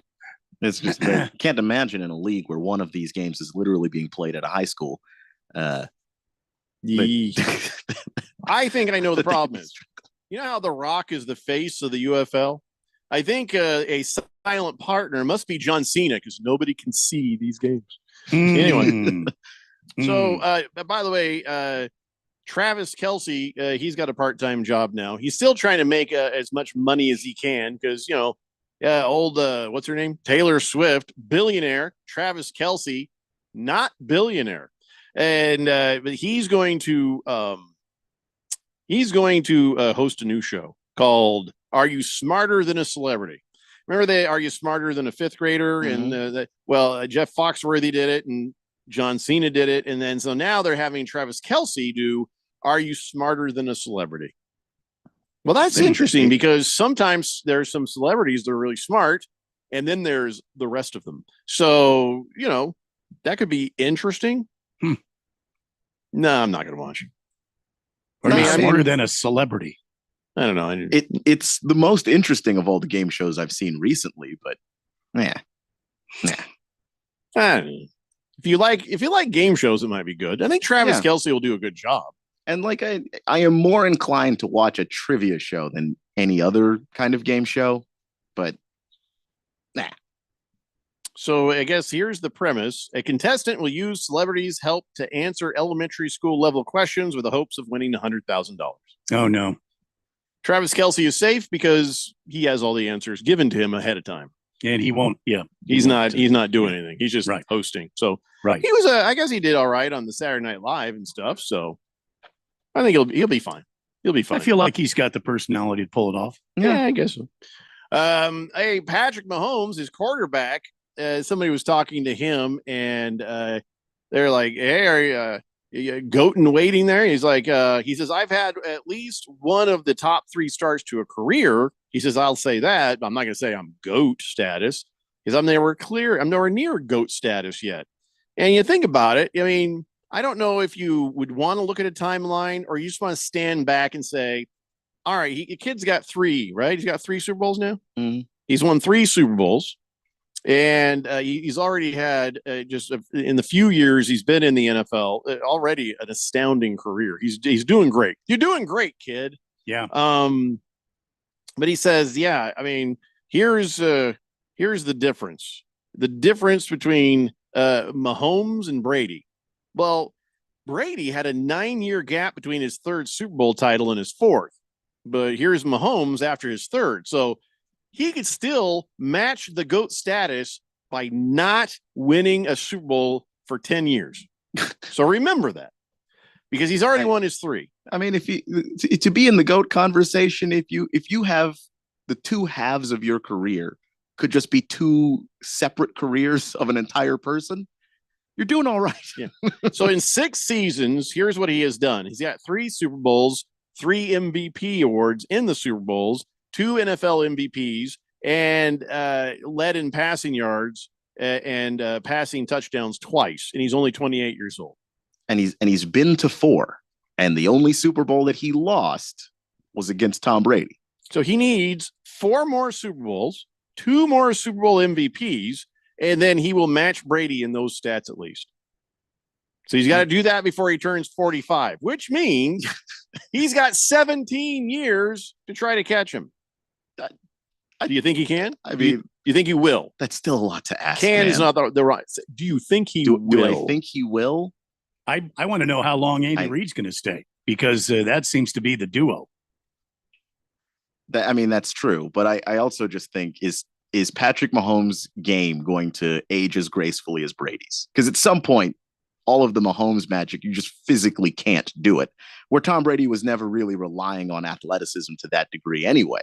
He was beating you from the pocket. So can Mahomes get to the point where, like, when he starts to slow down, when he really doesn't have it, changes game? You know, either that or just like be LeBron and just never really physically stop being great for 20 years.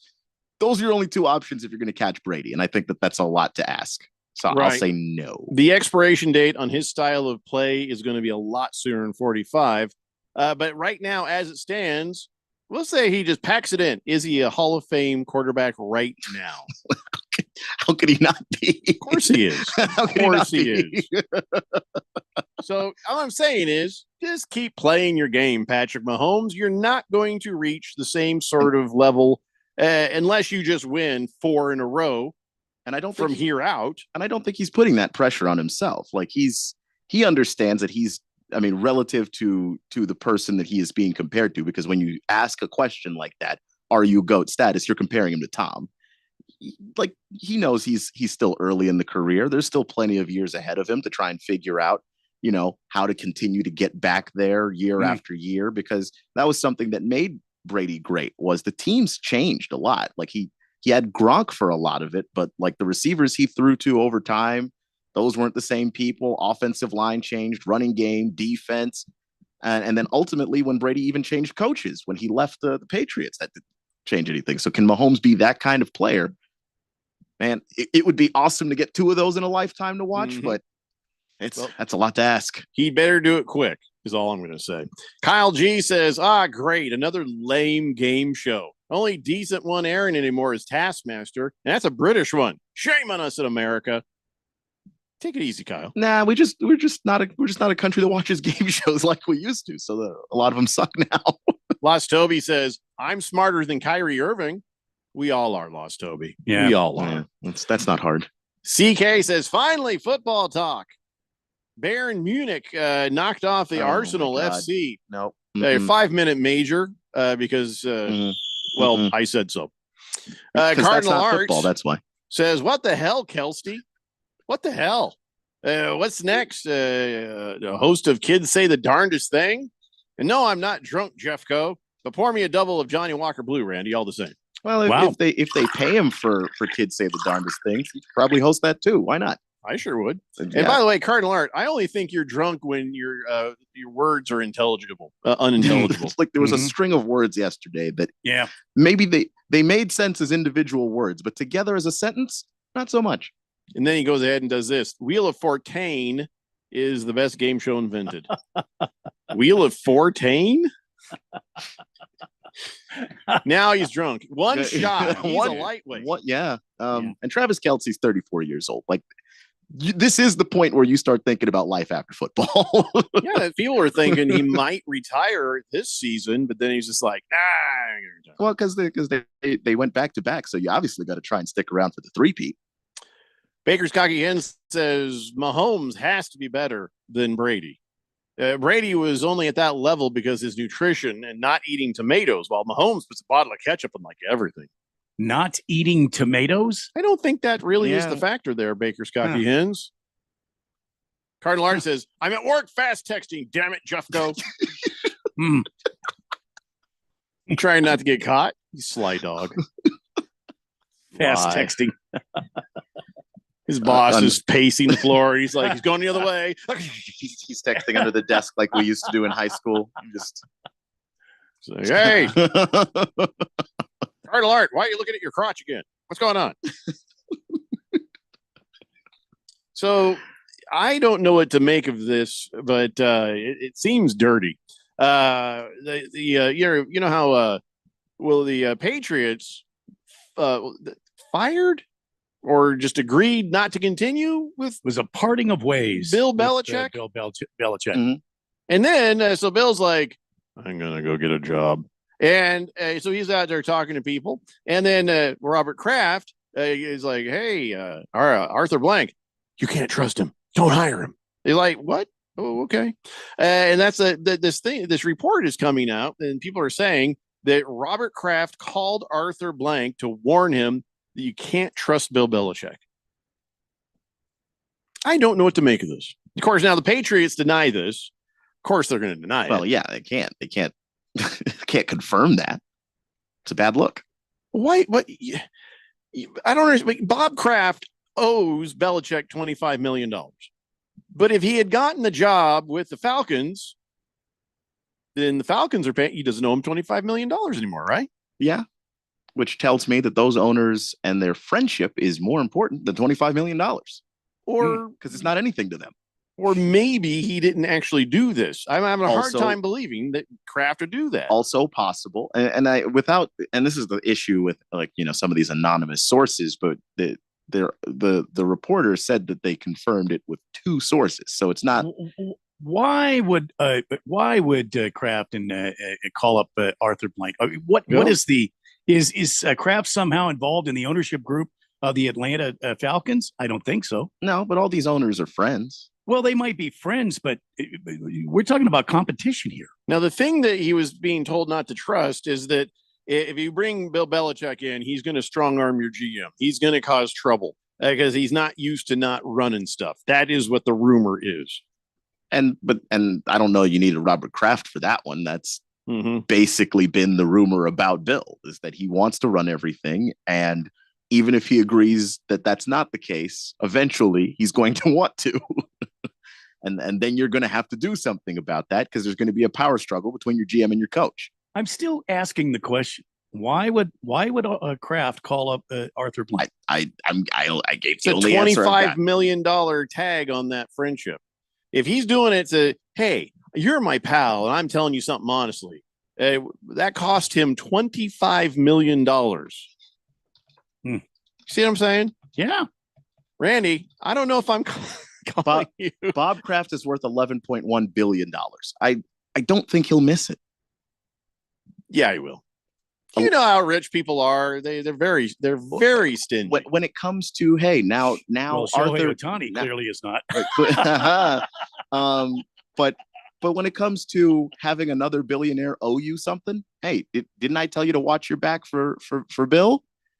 That is worth $25 million. I don't know.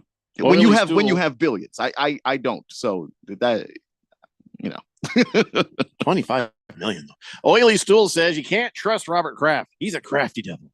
Cardinal Art says it's my radio time after 3 p.m. If I stick around, and they love the blender. Oh, so if they're listening. Oh, he says, yeah, my boss is actually listening, blowing up the spot. What does that mean? Blowing up the spot? Blowing up the spot. You mean he's like crop dusting you or what? In that context, I'm actually not sure. He just keeps walking. Against the Spread says, I am so sick of Mahomes versus Brady conversation. It's not even close.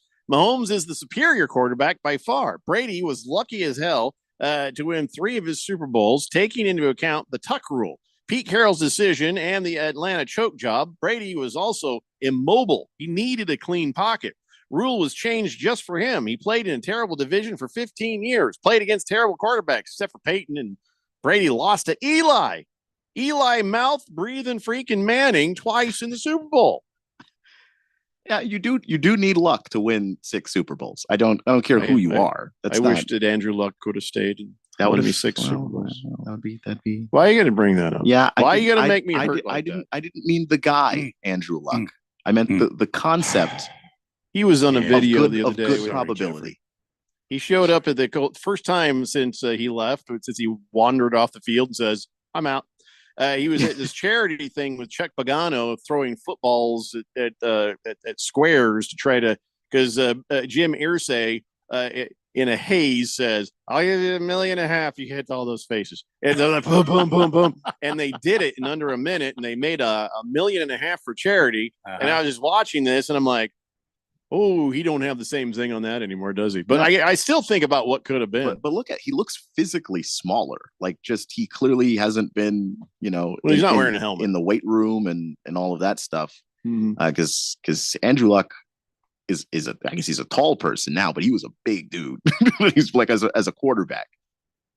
I remember one time at Stanford, he threw an interception, and the guy thought he had a pick six, and Andrew Luck knocked this man out of his socks. Mm-hmm. I'll never forget that. That was a big dude, and he doesn't look like that anymore at all. No. Yeah, he's gone the way of the J.J. Watt. Yeah. J.J. Watt has also shrinky-dink. shrinking. Yeah. Quiet Cannon says, and he doesn't eat ketchup on hot dogs either, Mahomes. Tom Brady is what he means. Yeah, Tom Brady. Mm. We have to take a break. I'm all depressed now about Andrew Luck. Sorry. Gonna grab one of these little airplane Sorry, bottles Jeff. of whiskey that I have, and Yep. we'll be back after this. It's the Daily Blender here on 1580, The Fanatic. Free. Who doesn't love free? With Milo's Rewards, you get the member-only treatment that's actually worth it. Enjoy free member gifts you'll love. And once you reach Silver Key status, you can get free standard shipping. Because Lowe's knows nothing feels better than free. Learn more about our new loyalty program at Lowe's.com/MyLowe's Rewards today. Program subject to terms and conditions. See Lowe's.com/terms for details. Member gifts may be subject to additional terms and restrictions. See Lowe's.com/shipping terms for details. Subject to change. So what did the doctor say? He said I might need surgery. Wow, it's that serious. Well, we won't know for sure until I talk with a surgeon, but I'm lost. This is all new to me.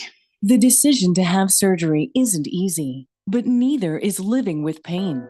There is an alternative to surgery. At the Naturopathic Physicians Group in Scottsdale, our doctors are experts in full spectrum care using a natural approach and can restore pain-free joint function so you can avoid surgery. Patients come in for a variety of issues, including joint pain, chronic conditions, and issues specific to men's and women's health. We also help restore balance in immune, digestive, and hormone systems, which often improves both immediate physical symptoms and also improves cognition and emotional stability. So when traditional medicine suggests you need surgery, how about taking another approach? Call Naturopathic Physicians Group at 480-451-6161. That's 480-451-6161. Or go to naturopathicgroup.com.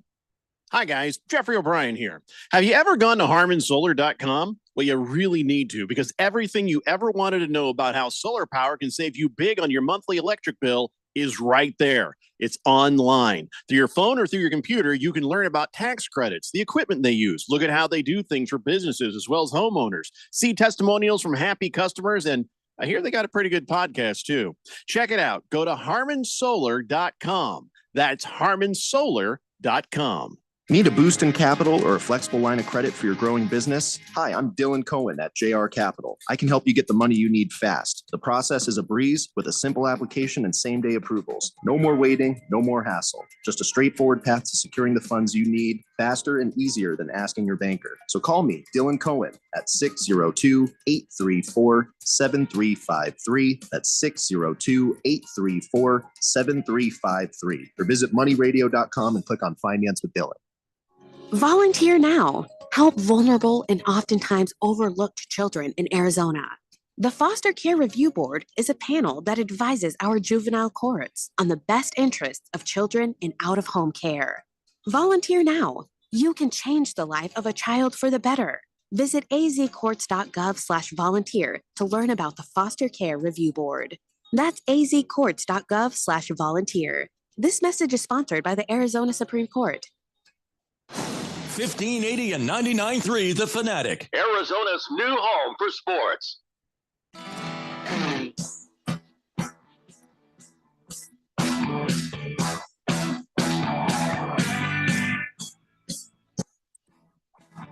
It's the Daily Blender here on 1580 The Fanatic. I just saw a tweet by the Arizona Coyotes saying, whiteout, 7 p.m., Mullet Arena. What do you mean, move out? I mean, isn't there like a... Shouldn't be whiteout, should be moving sale. Did you guys get your deposit back? I don't know what's Yard going on sale. there. Yeah. Against the Spread wants you to know that I added the part about Eli Manning being a mouth breather. He says, Jeffrey added that. Well, yeah, but it's a fact. Why wouldn't Jeffrey? I didn't think you'd mind. He says Eli definitely has a punchable face and has an IQ of a hamster. Then what are you complaining about that I added mouth breather in there? That's exactly what that means. Mouth breather. Jeffrey gave you one insult that included both things, and then you came back later and then said you didn't say it, and then separated the insults and delivered them yourself. Against the spread is he's really big in truth and texting. So okay, well, I will give you that. I added, and I thought I added it in seamlessly. I thought it was smooth as hell. Oh yeah, since it's referenced on the show a lot, how much of a mouth breather Eli is. Mouth breather. Anybody could have sent that text in. I thought it was fine. I mean, it wasn't my text though, so people complain about anything. Well, can I just say I saw a headline today, and it was like, Howie Roseman, you're kind of awesome. Now I know this is not where Keon wants to go. This is not what Keon wants to hear. But the Eagles, their general manager Howie Roseman, I mean, I just love this statement. He said, and I wish my team was making this statement, and it makes so much sense. He said, Eagles filled needs in free agency so we can draft for talent, not need. That's the way you should do it. Because you know what you're getting in free agency because you have a track record. You know what you're paying for. The draft, you're like, okay, now this is the fun part. Let's go for the best possible player we can get and develop them and have them ready to go when they're ready. Yeah, and I also just think that, sorry, it was about the Eagles. It's what I mean. Yeah, but I respect Howie Roseman. Like the way the guy handles his business and the drafts that they've come away with, the talent that they get. I can't not respect the guy. That doesn't mean I hate the Eagles, but I respect the Howie Roseman. He's fantastic, and I like the mindset because I think that what you want to do when you're going into the draft is not be like the person who has a family coming over and at the grocery store trying to just get anything, and so whatever's at the store, you don't even have the chance to choose the best thing. You just choose whatever's there. That's what you're like on draft day when you don't fill your needs in free agency. You get that stuff filled, and smarter. Then if you'd like a quarterback in the draft, you don't have to reach for somebody if you've already addressed that. Like maybe the guy you got isn't the best, but now you're not reaching. You can let the player you like come to you. Well, also trading backwards is easier to get away with when you have what you need in free agency. And now you're piling up even better stuff. So and some of the GMs in this league are sharks. If you are even a little desperate, they smell that and they move in. If they know Vikings, Broncos, you need a quarterback, Cardinals are sitting there at number 4. I can guarantee you they can tell the desperation is coming off of those teams, and they're going to make moves about it. And if you're an Eagles fan, like, how do you not love the fact that your GM was like, no one's going to take advantage of us like that? Yeah, and that's great because there's nothing better in any kind of a negotiation or situation being able to go, no. I mean, that's power right there. So I don't know. I mean, I don't care about the Eagles, but then just the thought process and knowing that you did it right makes it easier to have fun at the draft. I got to go take a look at what Chris Ballard's been up to. Chris Ballard brought in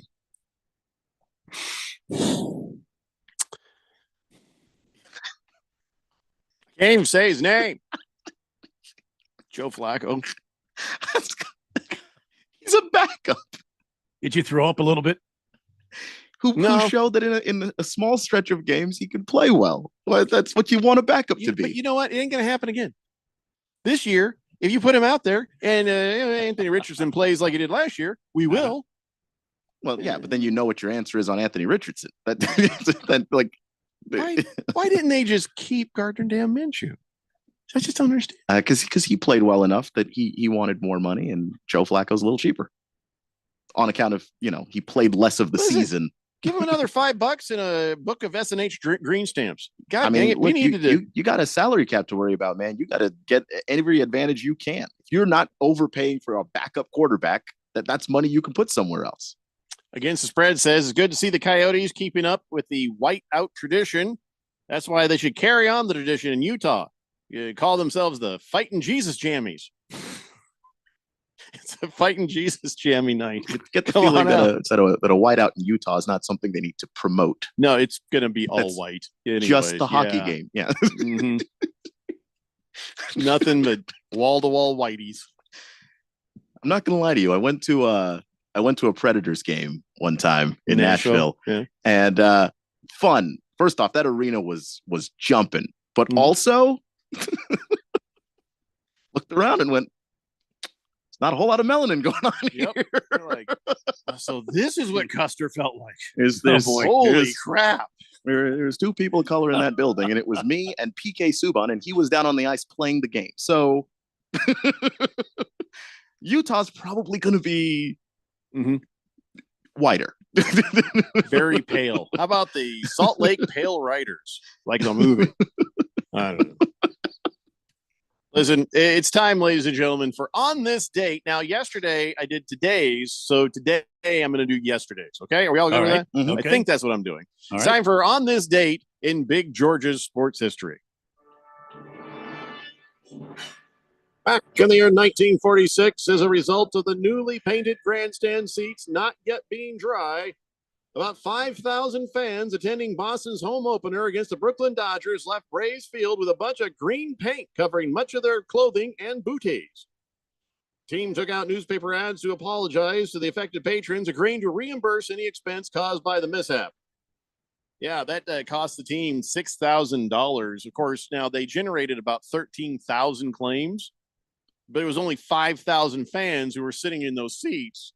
So, do the math. About 8,000 people were lying when they sent in, like, I was sitting there too. They're like, yeah, well, you're sending this from California and Nebraska. We don't believe you. Yeah. So, Yeah. but yeah, still $6,000 worth of paint damage. So that was pretty damn dumb right there. Plus, you had to repaint the seats, right?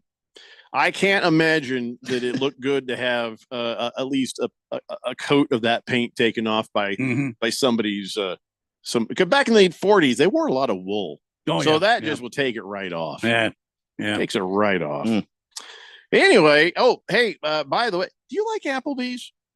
Because I'm not sure how I feel about Applebee's. I think that's the only opinion to have on Applebee's, is to not feel sure about how you feel about Applebee's. It doesn't leave you with any impression at all. It's not So- bad, but it's I not. haven't been to Applebee's in It's not decades. So good. here's how it works. You end up at Denny's. Nobody ever just says, hey, guys, we're going to Denny's. You just end up there because you're trying to find something. You're like, I guess there's Denny's. Or you're liquored up. And so you end up at Denny's. But Applebee's, I always have been like, are you sure we should go there? That is what that feels like. You're like, you want to, oh, look, there's an Applebee's. I don't know. My wife kind of likes it, but I'm always like, I don't know. The food often doesn't make sense to me. Do you know what I mean? I mean, I just the food at Applebee's does not make sense to you.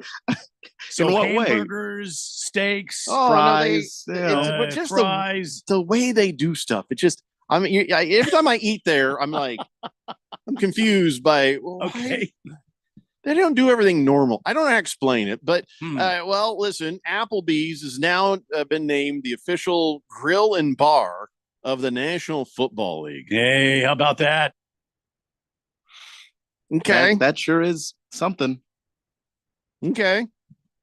I never heard anybody say, you want to watch the game at Applebee's? Never. Hey, Not let's once. flip over to Applebee's and catch the Sunday morning game. Like, of all the grills and bars, that's the one, huh? And that bugs me when they say grill and bar. It should be bar and grill.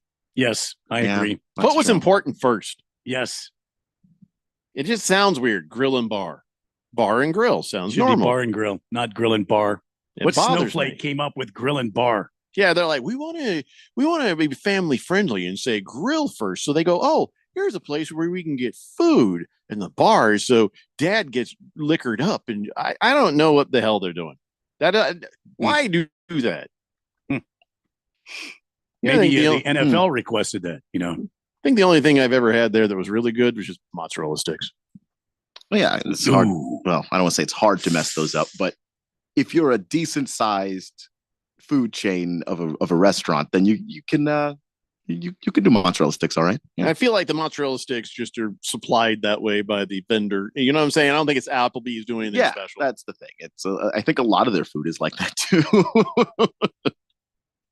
So anyway, Applebee's official. Yeah. Okay. I guess they threw enough money at the situation because nothing about Applebee's makes me think of football. And I'm willing to bet that even though they're paying lots of money for that to be different, it probably won't change. I don't feel like this is going to help Applebee's much. I don't think this is like the advertising boom they thought they were going to get. You know, like Really? some NFL fans go like, Applebee's the official grill and bar of the NFL. Well, let's get over there. Nobody's doing this. The people who go to Applebee's are the same people who went to Applebee's yesterday and the same people who go to Applebee's tomorrow. This is not going to help the Applebee's. That's my prediction. So nothing will Applebee's, change. I pulled up their online menu, and right at the top, it's mozzarella sticks. See what I'm saying? Because they know their strengths. Now they've got a nicely photographed a bowl, a salad bowl. Their hamburgers underwhelming. The steaks and chickens underwhelming. It's the only Yeah. restaurant I've ever been in where when I left, I had no opinion on what I ate. Just nothing. The hamburger on the kids menu looked better than the hamburger they had on the adult menu. I'll just be honest with you right now. Even our old officiating friend Salty Blue says, "Yo, Applebee's is terrible." Kiss the Cook says, alphabetically, B comes before G unless you're dyslexic. Well, bar and grill. That's what I'm saying. Lost Toby says $2 Long Island's at Applebee's, but he's got his priorities straight. Well, there you go. Oh, those were a hell of a time. Oh, they don't do that anymore? Makes sense. Inflation. Baker's Cocky Hens is always felt like the Schwann's truck delivered to Applebee's. See you guys tomorrow at 3 p.m. It's Daily Blender. Bye.